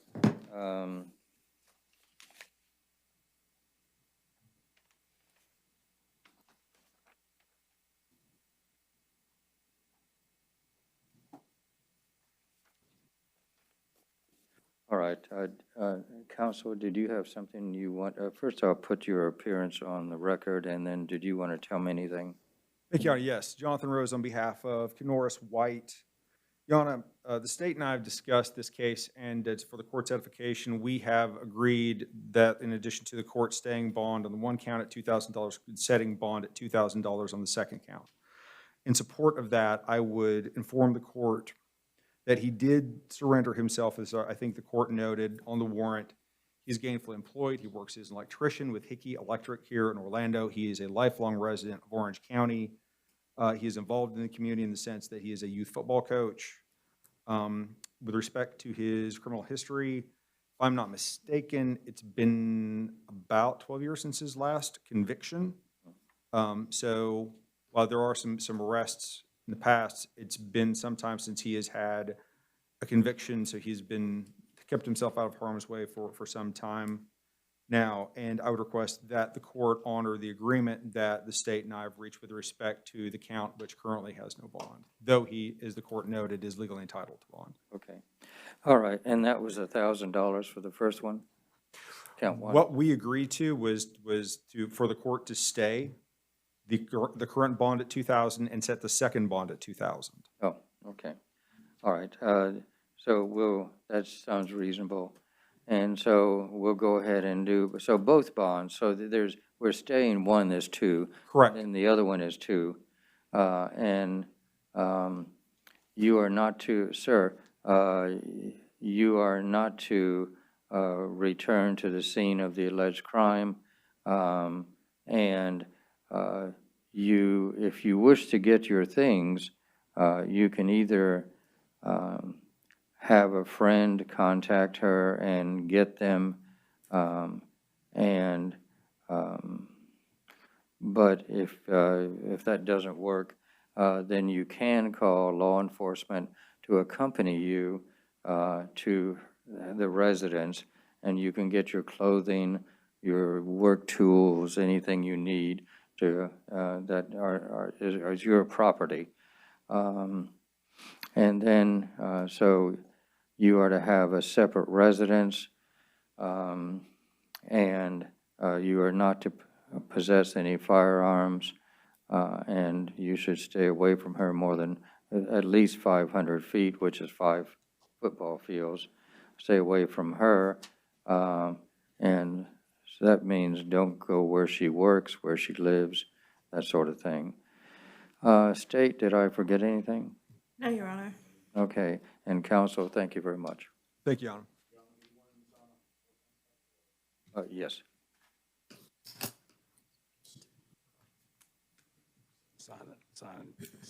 Thank you, Your Honor. Have a great afternoon. All right, you too. Okay, next we have Nelson Adelson. Okay, Mr. Adelson. Do I have a traffic? Okay, Mr. Adelson, you've been arrested for grand theft, 3rd degree, and fraudulent use of personal identification. Your background is a fugitive? What is that? What do they mean by? Was there a fugitive warrant out for him, or?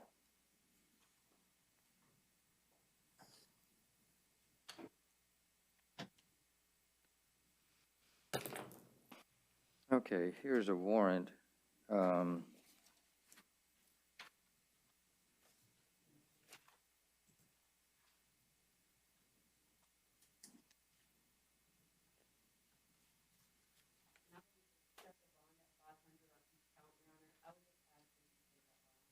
Yeah, right. When another judge has made that decision, we have to respect it. And so, Madam Clerk, according to the warrant, there's a $500 bail on the 2 counts. Each one has $500. And so, sir, if you post bail,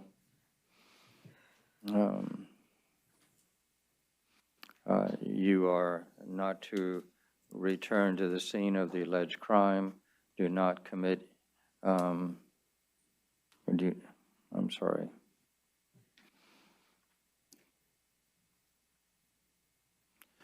Do not contact the alleged victim. do not commit any further crimes, do not possess a weapon or firearm, do not leave the state, and you are to attend all court hearings unless excused by your attorney. Do you understand what I've said? Yes, sir. All right, thank you very much. Okay, next is Celeste Bell. All right, Ms. Bell, you're driving, the 3 charges against you are driving while suspended, license suspended, revoked, possession of meth with intent to sell, providing false ID to law enforcement, and then you have Florida, let's see, you have possession of cannabis, no out of state.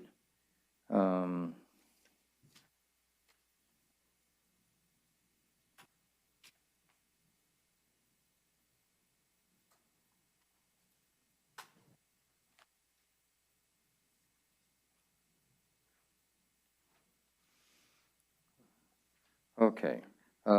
Madam Clerk, driving with suspended, revoked, or license revoked or suspended is $500. Possession of meth is $1,000. Providing false identification to law enforcement is $1,000. Ma'am, you are not to contact the alleged victim or witnesses, commit any crime. You're not to possess any weapons or firearms. Do not leave the state. You are to attend all court hearings unless excused by your attorney. Do you understand that? Yes, sir. All right, thank you very much. I apologize, Your Honor. I was distracted. So with regard to the possession of meth, what is the bond on that? It was 1,000. 1,000. And then the false ID to law enforcement? 1,000. Thank you, Your Honor. Next, we have, Excuse me. let's see, Jackson Bluestein. Your name, sir? He bonded, Your Honor. Okay. And are you then Mr. Brown? No? Okay. Brown, I say Kathleen Brown. We don't have her on our docket, Your Honor. Okay, can we, Yes, ma'am. 2200-2068. Kathleen Brown bonded. all right, bonded. Okay, are you Terry Beverly? Byerly, yes, sir. Byerly. Okay. Sir, this is a failure of defendant to appear in court, and then count 2, possession of meth, and so we'll go ahead and failure of defendant to appear, we'll go ahead and do that for $500, and then the meth would be. Your Honor, Yes.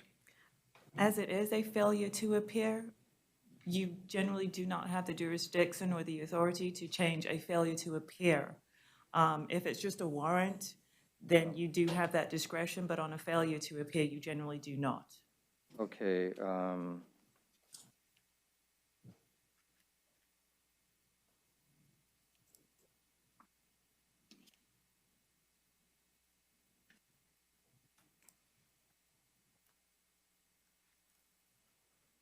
Well, is it going to be, here's a failure to appear, and it says no bond. So would he just, we'd leave it at no bond, and he would appear in front of the judge that he failed to appear in front of? Yes, Your Honor. Okay. So in this failure to appear, I guess, oh, here it is. Okay. Thank you for pointing that out. This is a warrant, and that judge did a 0 bond, so that's the bond for there. And then the clerk says that there's a second case, which is possession of meth.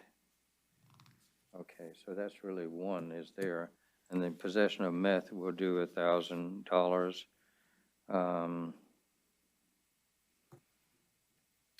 And then, so, that's, I'm sorry. I got that all messed up for you. Okay, sir, if you make bail, after you get bail from the failure to appear, you are not to return to the scene of the alleged crime, and you are not to commit any new crime law violations. Do not possess any weapons or firearms. Do not leave the state.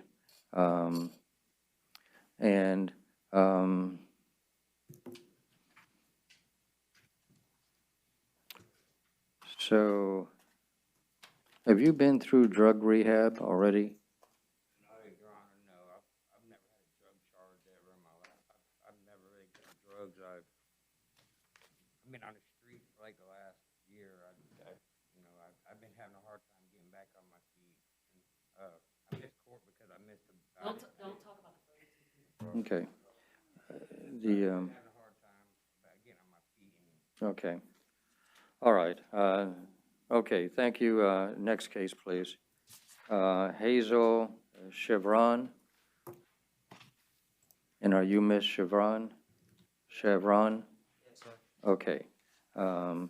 And this is possession of cocaine and possession of cannabis, and is cannabis and cocaine and heroin and things of that sort in her background. And so we'll go ahead and, yes. In this particular case, I believe there were co-defendants as well. I just wanted to point out, and I understand she does have a record. However, it appears all co-defendants were in a room together. However, I believe it's going to be a hard time deciding who the drugs belong to. The state is going to have a hard time proving who the drugs belong to, and because of that, I would ask for an ROR. She's homeless. It looks like they were all homeless, living in this hotel room that they stated someone had allowed them to come into. The victim, which is, I don't know if it was the hotel or someone working for the hotel, they did sign a declination not to prosecute the burglary.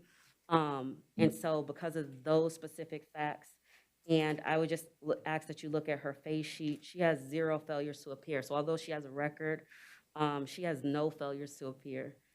So. State. Oh, this is Hazel. Who's this one? Okay, perfect, yeah. So no failures to appear. So I'd ask for an ROR. Excuse me, not her. Only because it's a nonviolent offense and the facts. Yeah, what's the latest policy with the state attorney in terms of this kind of case? Or I think you had said, I think your state attorneys on possession of cannabis less than 20 grams, what are you doing with those?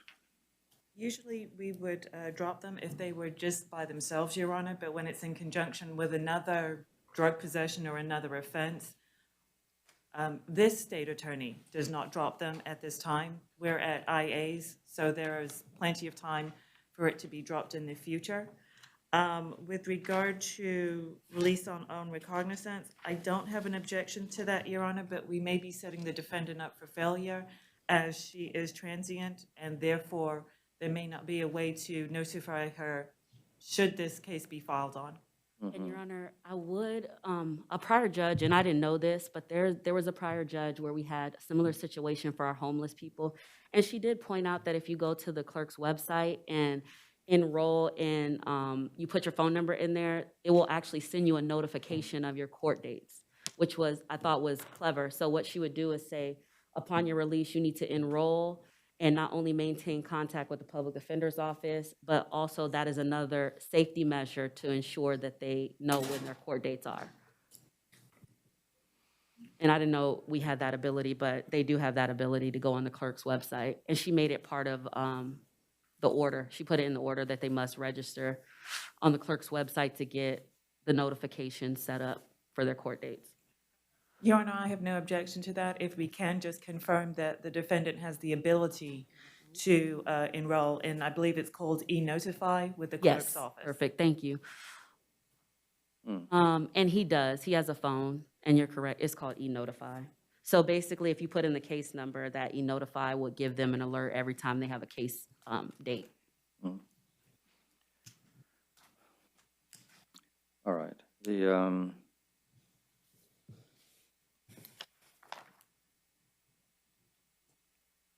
Okay.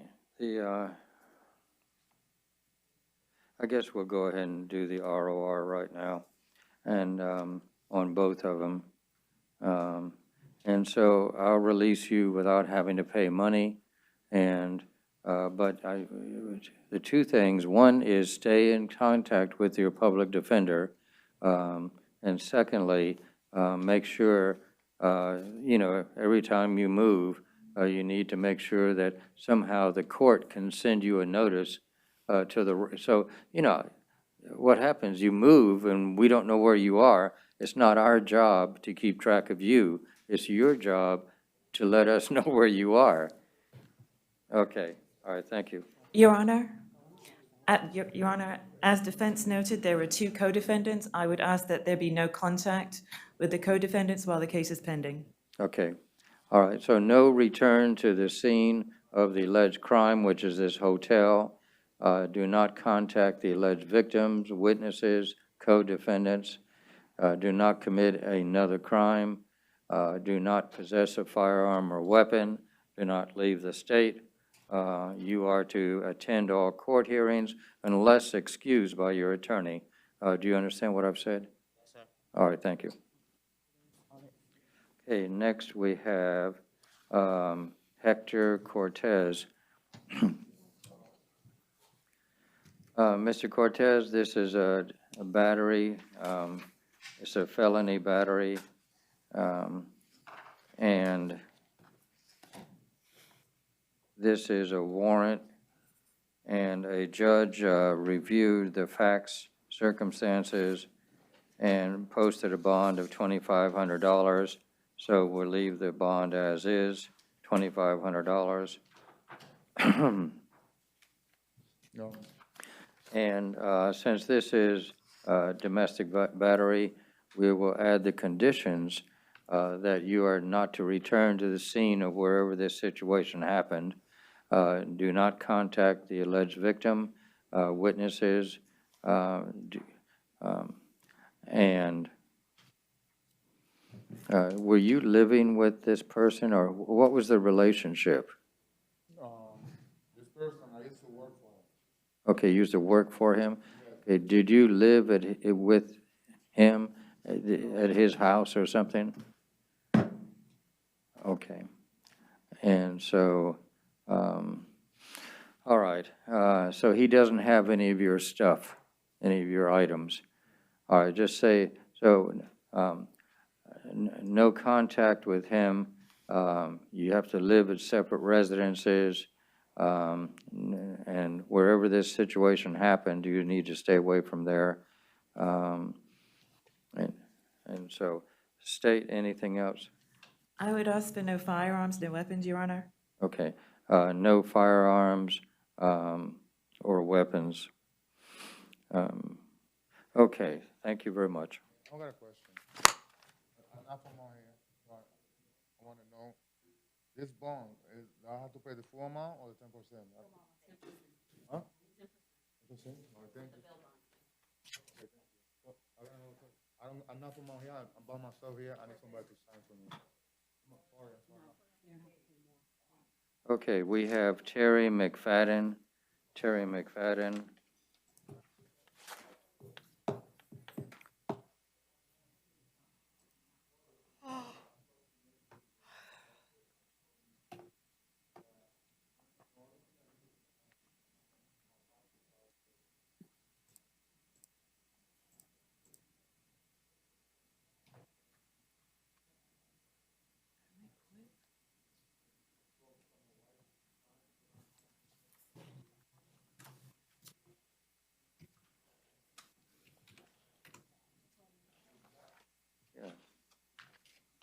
It's burglary of a structure.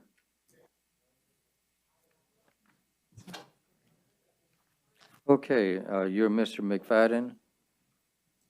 Are you Mr. Terry McFadden? Okay. Does it?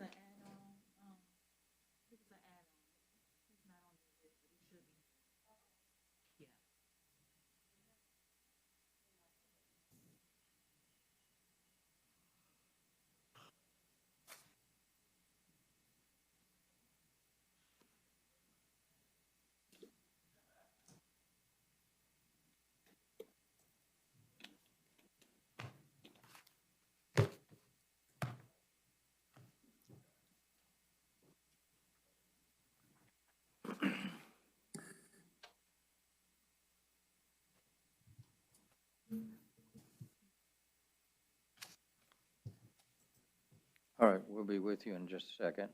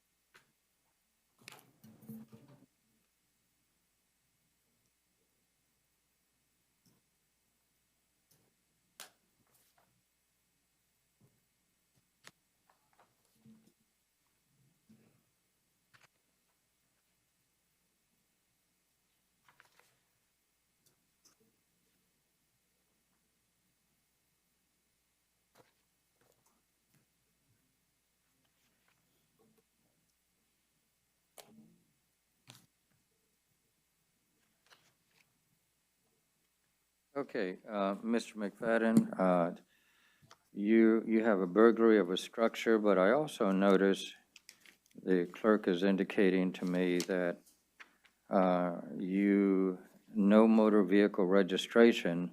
Yes, Your Honor. Yeah. The offer to resolve that is an adjudication, credit time served.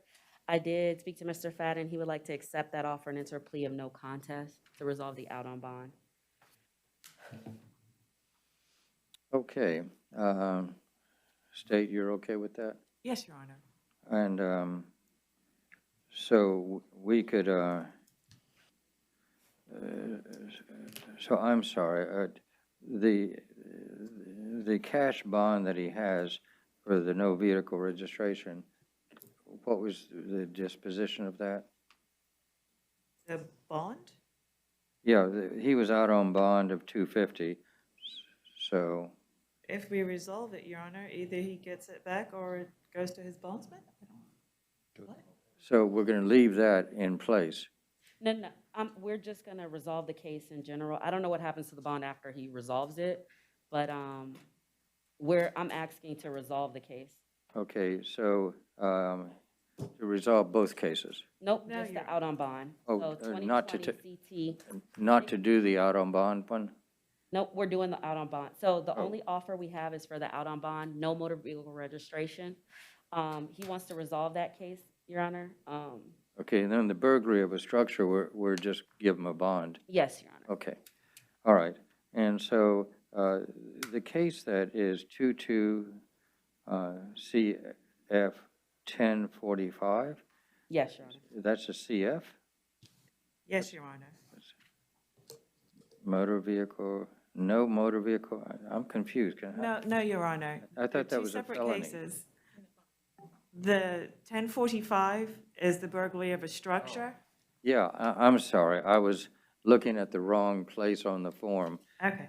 Okay, because now it makes sense. Okay, the 2020 CT 000669. So he will plead no contest. And so It'll be an adjudication, credit time served. adjudication and time served. 4 days. And did you swear him in? Okay. Raise your right hand, please. Do you swear to tell the truth, whole truth, and nothing but the truth, so help you God? Yes. All right. All right, and time served is what? 4 days. 4 days. All right, and sir, do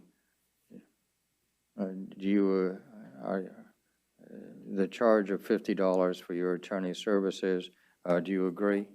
Yes. All right, and so what do you do for a living? How do you support yourself? Right now, I'm in between jobs. I had my own company, but I'm going through divorce, and so I can't mess with anything with my business.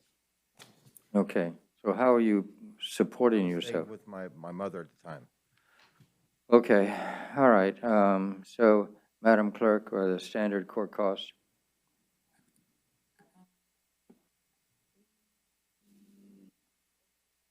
$306, the clerk tells me, the $50 for the public defender, and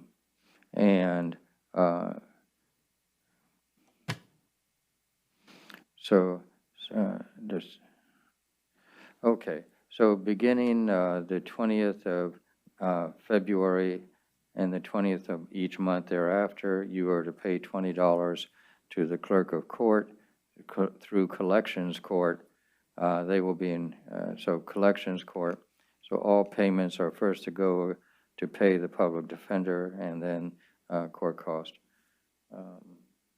And Your Honor, I would ask, I guess you could just, I would ask that you say the 20th of each month, beginning upon release, because he doesn't know if he's even going to be Oh, on. yes. I don't want to miss. Yes, thank you. That is the right way to say it, so thank you. So it'd be the beginning, the 20th of the month following his release. Thank you. Yeah, so thank you, yes, that's a good point. Okay, and then we have a burglary of a structure. And we'll go ahead and, I'm looking at it.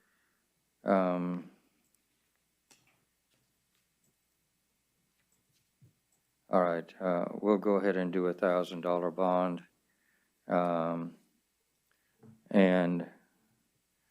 And if you post bond, then you are not to return to the scene of the alleged crime.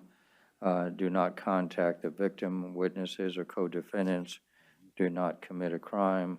Do not possess a weapon or firearm. Do not leave the state.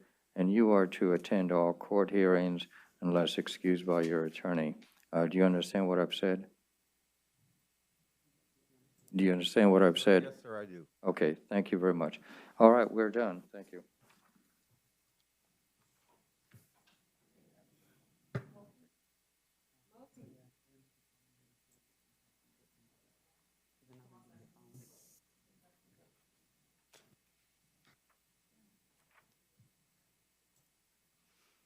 Okay, then I have, and this by itself, Devontae McRae, but Madam Clerk?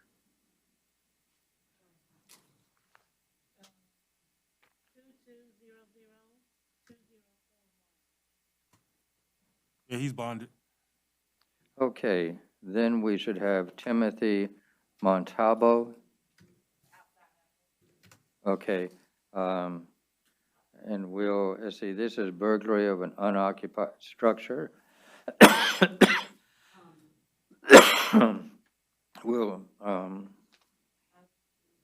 We'll go ahead and do a bond. Looking, it doesn't have much of a history. No, Your Honor, and because of that, and since he's not here, I'm okay with waiving. However, I would ask that you set the bond, but also, if he qualifies, pre-trial release, so at least he can be interviewed, because he doesn't have much history, and I'm not sure if he's All right, okay. So we'll go ahead and do a $500 bond or pretrial release if he qualifies. And then 500, yeah. And then conditions, check off your conditions. Do not return to the scene of the alleged crime. Do not contact the alleged victim, witnesses, co-defendants. Do not commit a crime. Do not possess a weapon or firearm. Do not leave the state. And you are to attend all court hearings unless excused by your attorney.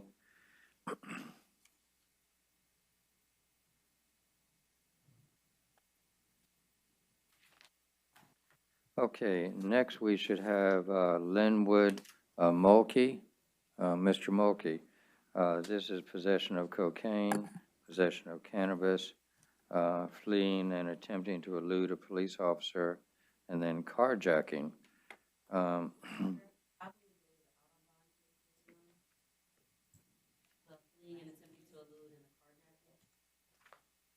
Okay, so so that's a separate case, you're saying?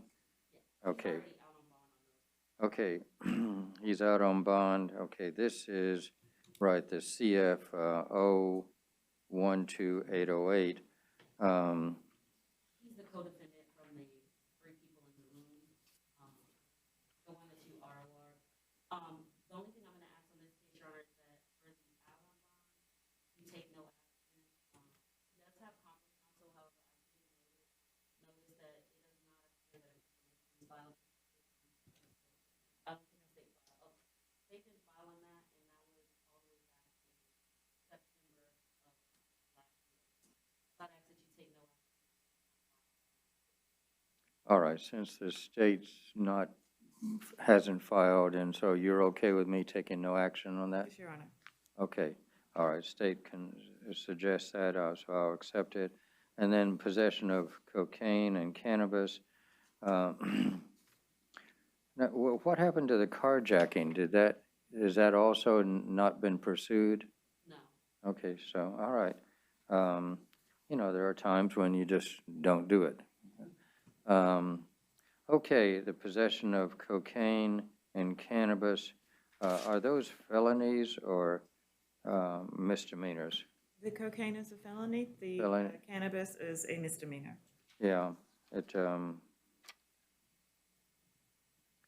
all right, so we'll go ahead and possession of cocaine would be $500, possession of cannabis, $250. And you are not to return to the scene of the alleged crime. Do not contact the alleged victim, witnesses, or co-defendants. Do not commit a crime. Do not possess a weapon or firearm. Do not leave this state. You are to attend all court hearings unless excused by your attorney. All right, sir, do you understand what I just said? Yes, sir. Okay, thank you.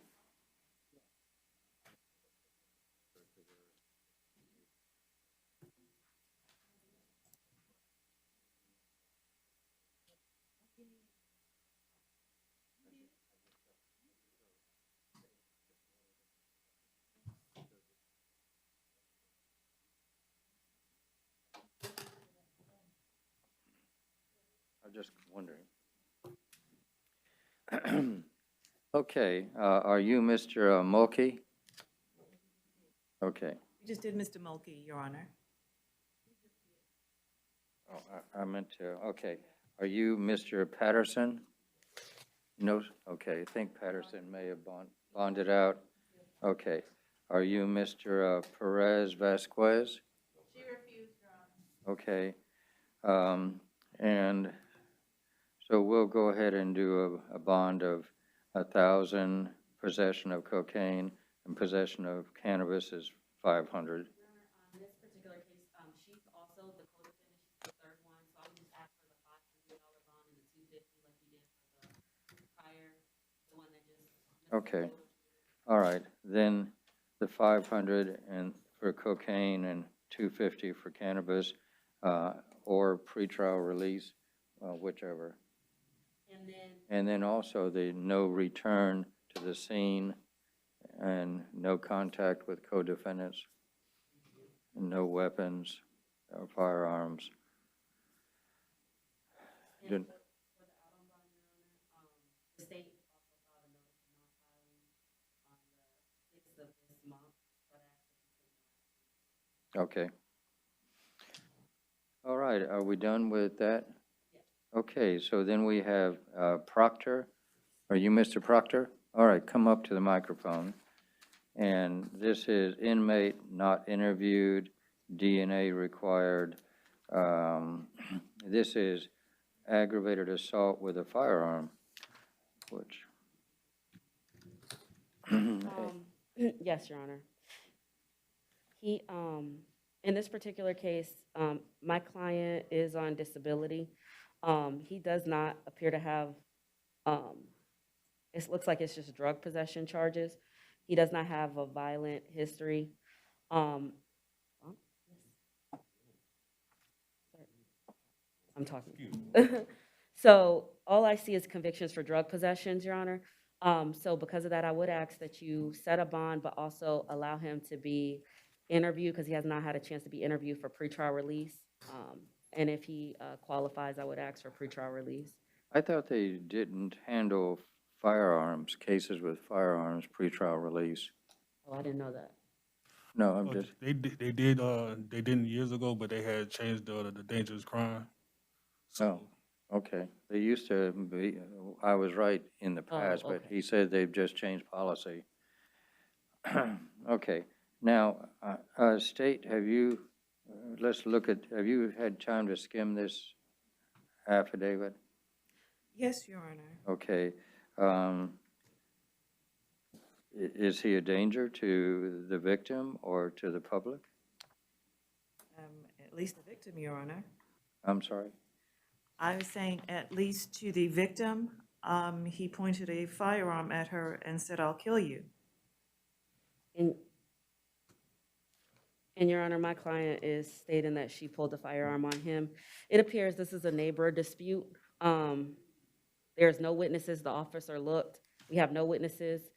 You have a victim. He's upstairs. She's honking the horn downstairs, stating that he was pulled, I guess, too far up in front of her parking spot. Based on the fact that he does not show a pattern of violence, and my client's on Social Security disability, I believe if he does qualify and he's placed on pretrial release, the no contact order would be sufficient to prevent any further incidents. And if you require that he turns over all his firearms, which I believe the officer already took the firearm if you read the arrest affidavit. His girlfriend actually turned it over to the police officers on scene. See, firearms just get you in trouble. They really don't protect you.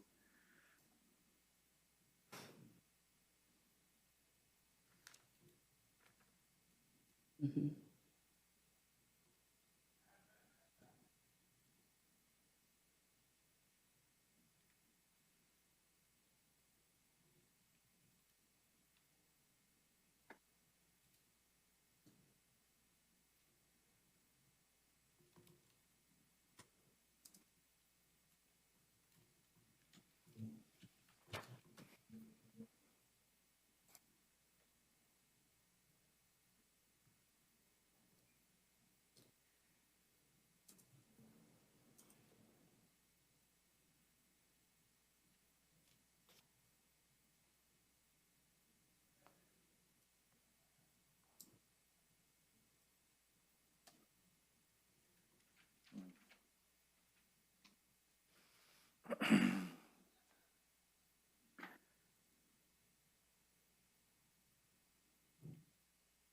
No, so he parked in a way that messed up the neighbor's parking, and she honks the horn, and then he comes downstairs to see who's honking, and he had a firearm in his hand, and then he says to her, "Bitch, I'll kill you," and pointed a black handgun at her.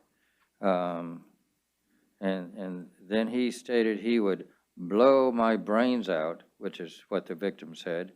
And then it goes on further. Again, Your Honor, all you have is two angry people. You have the victim and his testimony, so it's her word against his word, and no witnesses. Well, there is a witness. It'd be the witnesses, him and her, and the jury can decide whoever they want. All right, we'll go ahead and do $2,500.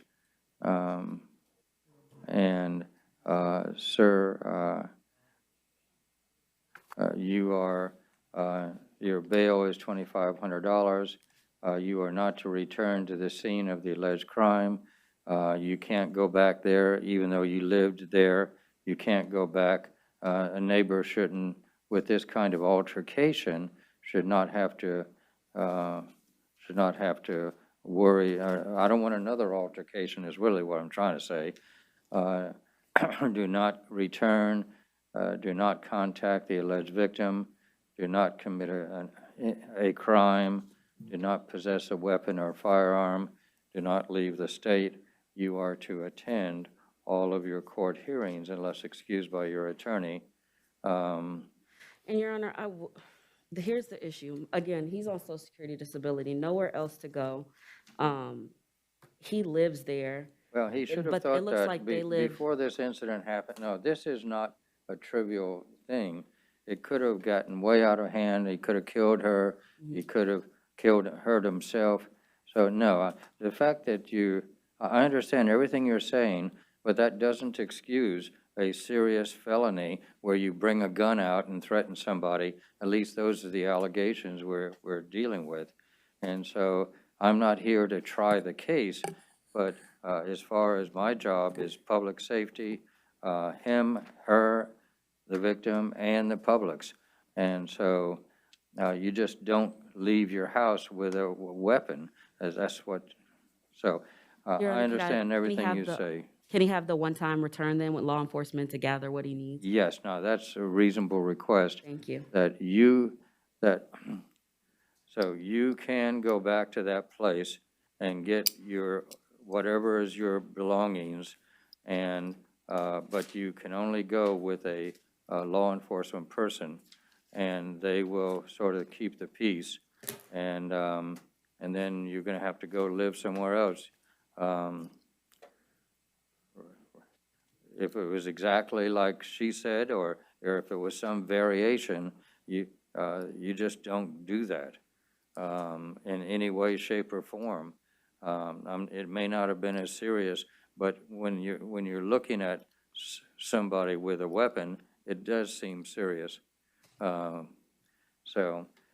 anyway, so that's my ruling. Next case, please.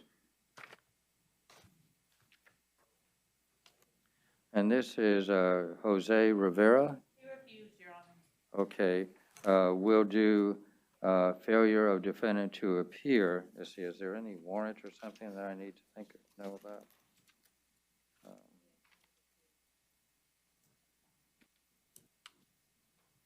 Okay, there is a warrant here. Possession of, what is that? EUTYLONE. I don't even know what that is. And it says zero bond, which is,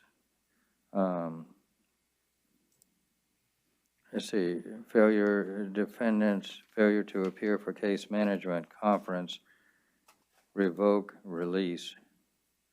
So I think that's a capias. Yeah, that was a capias for failure to appear, it looks like. Failure to appear, yes. And then carrying a concealed weapon. So these are new charges, the carrying a concealed weapon? Yes. All right, so we have then the new charges, carrying a concealed weapon. So we'll go ahead and put that at $10,000, and then possession of meth, $1,000, possession of cocaine, $1,000, paraphernalia 3 times at $500 each. And so the conditions of bail are: do not return to the scene, do not contact the alleged victim, witnesses, or co-defendant, do not commit a crime, do not possess a firearm or weapon, do not leave the state. You are to attend all court hearings unless excused by your attorney. All right, and that takes care of the person. I'm sorry, Judge, but for the, I don't mind for the PTD, it was entry error. I'm sorry? It was entry error. For the possession of the utilon? I can't understand you. Yeah, you're going to. Yeah, the failure to appear, it was entry error. It shouldn't have been on there. Oh, it should not have been on here? Yes, Your Honor. Okay, do you understand? Yeah, why shouldn't it be on there? Is there Because, I guess they put the, fat on the wrong person.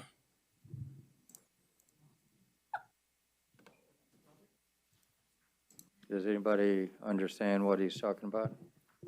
It seems to be a clerical error, Your Honor, but if you give me one moment, I just need to confirm. Well, good. I think you caught something that we don't want to serve someone else's time.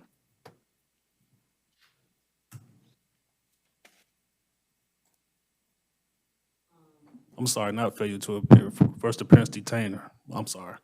Oh, okay. I was like, I'm looking at the failure to appear in our system. Okay, all right, we're good. Are we all good? Yes. All right. Okay, next, I think this is a bond person.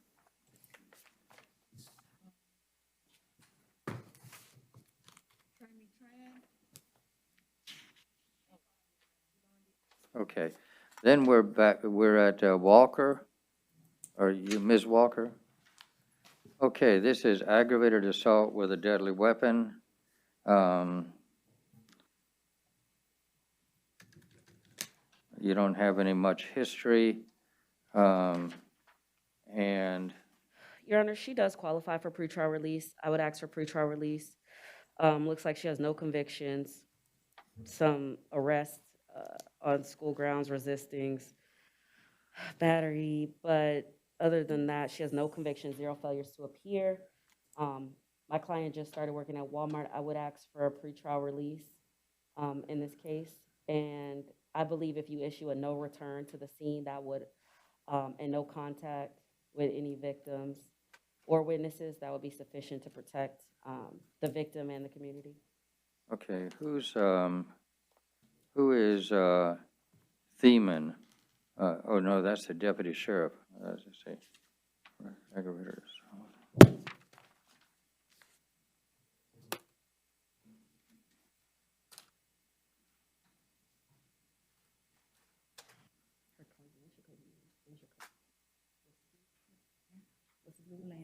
It was Landon, Your Honor. It was actually her cousin.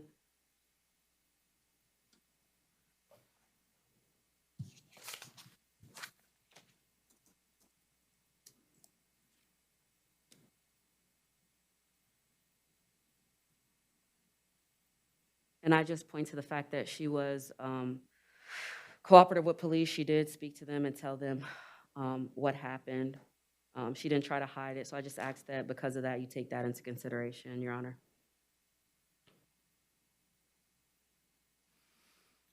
You know why police often, if someone comes at them with a knife and they shoot them, and rightfully so, because bulletproof vests, even if you wear a bulletproof vest, they don't keep you from being stabbed. They only keep you from being shot. And so you actually threaten a law enforcement person wearing a vest when with a knife more than you do with a gun. Oh. And so I'm just sort of saying, you know, so they roll up and you're having the knife. Now, I do notice that you put it away, but the point I'm trying to make is knives are really deadly. To be stabbed by a knife, it's better to be shot so long as you have a bulletproof vest on. You'll be bruised and sore, but you won't be dead. And that's why the knife thing is really serious. I understand, Your Honor.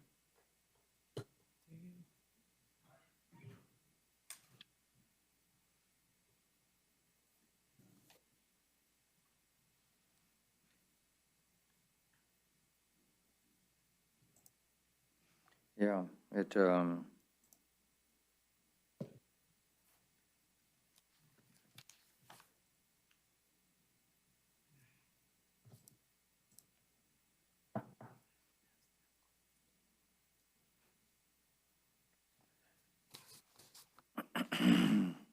Yeah, she doesn't live there, Your Honor, so I think, like I said, the no contact order will prevent further issues. okay. All right. All right, we'll go ahead and this is an F3. always correct me if you think I'm mistaken, because I have no ego involved in what I do. I want to be right. Now, if it comes to my judgment, my judgment is my judgment, but I do want to know any laws or anything, and You are correct, Your Honor. It is an F3. okay, so we'll go ahead and do $2,500 as her bail. And Your Honor, again, I would have asked for pretrial release. She's not going to be able to bond out, No. and she has not been convicted of any. okay, so I'll write it this way, and so $2,500 is what a reasonable bail would be, but if she qualifies for pretrial release, then they can do it. And the conditions of her bail or pretrial release are: do not return to the scene of the alleged crime, have no contact with these relatives, meaning victims, that's the easier way to say it, witnesses or co-defendants, do not commit a crime, do not possess a firearm or weapon, do not leave the state. You are to attend all court hearings unless excused by your attorney. Do you understand that? Yes, sir. All right. And That's bond and or bond or? or. So you can do it. Okay, and next is Raymond Bays Cruz. Did I say it somewhere close? All right, Mr. Bays Cruz, this is possession of drug paraphernalia. Oh, I'm sorry. Your Honor. Oh, he's Spanish. Your Honor, state announces a no information. Okay, I've already told him. okay, all right. Hasta la vista. Thank you. What is it? What's his name say? Hasta la vista? Yeah, Arnold Schwarzenegger would say that. Okay, all right. Are you Mr. Perez? Really? Do we have that? What's your last name? Oh, okay, we need. And this is failure of defendant to appear. And is there a warrant? Oh, okay. All right, we need to call interpreter. He's just sitting next to his desk waiting for me, right? It's amazing that they're able to do that. I think it's wonderful. Remember when we used to have interpreters in the courtroom? Good afternoon, Your Honor. This is Theodore Leal, Spanish interpreter, previously sworn. Yes, good afternoon. This is Judge McDonald, Roger McDonald. And we have a gentleman who needs your assistance. And so tell him the procedure, please. The interpreter is connected to the podium, Your Honor. Okay, very good. Tell him, even if he speaks some English, I want him only to use Spanish since we have the interpreter.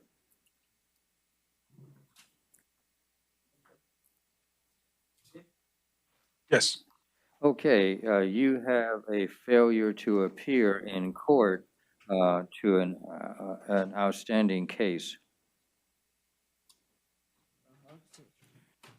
Yes. And the judge in that case set your bond or bail at $5,000. And so we will notify them to have you see that judge as soon as possible. And so is there anything else? All right, and that's all. Thank you. Your Honor, could the interpreter have the defendant's last name, please? Yes. I'm confused. Ask him, is his last name Perez, all spelled together, or is that a misprint?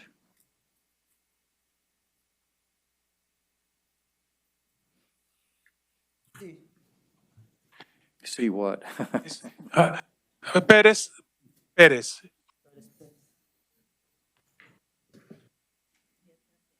Oh, so Perez is his last name? Okay.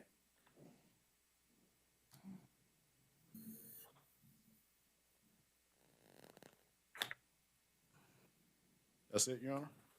Translator, are we done? Your Honor, Lo de la fianza, ¿lo tengo que pagar todo junto o lo puedo hacer en pagos? Now, in regards to bond, do I have to pay it all at once, or can I pay it with installments? No, in order to get out of jail, it has to be at one time. And you can use a bond company.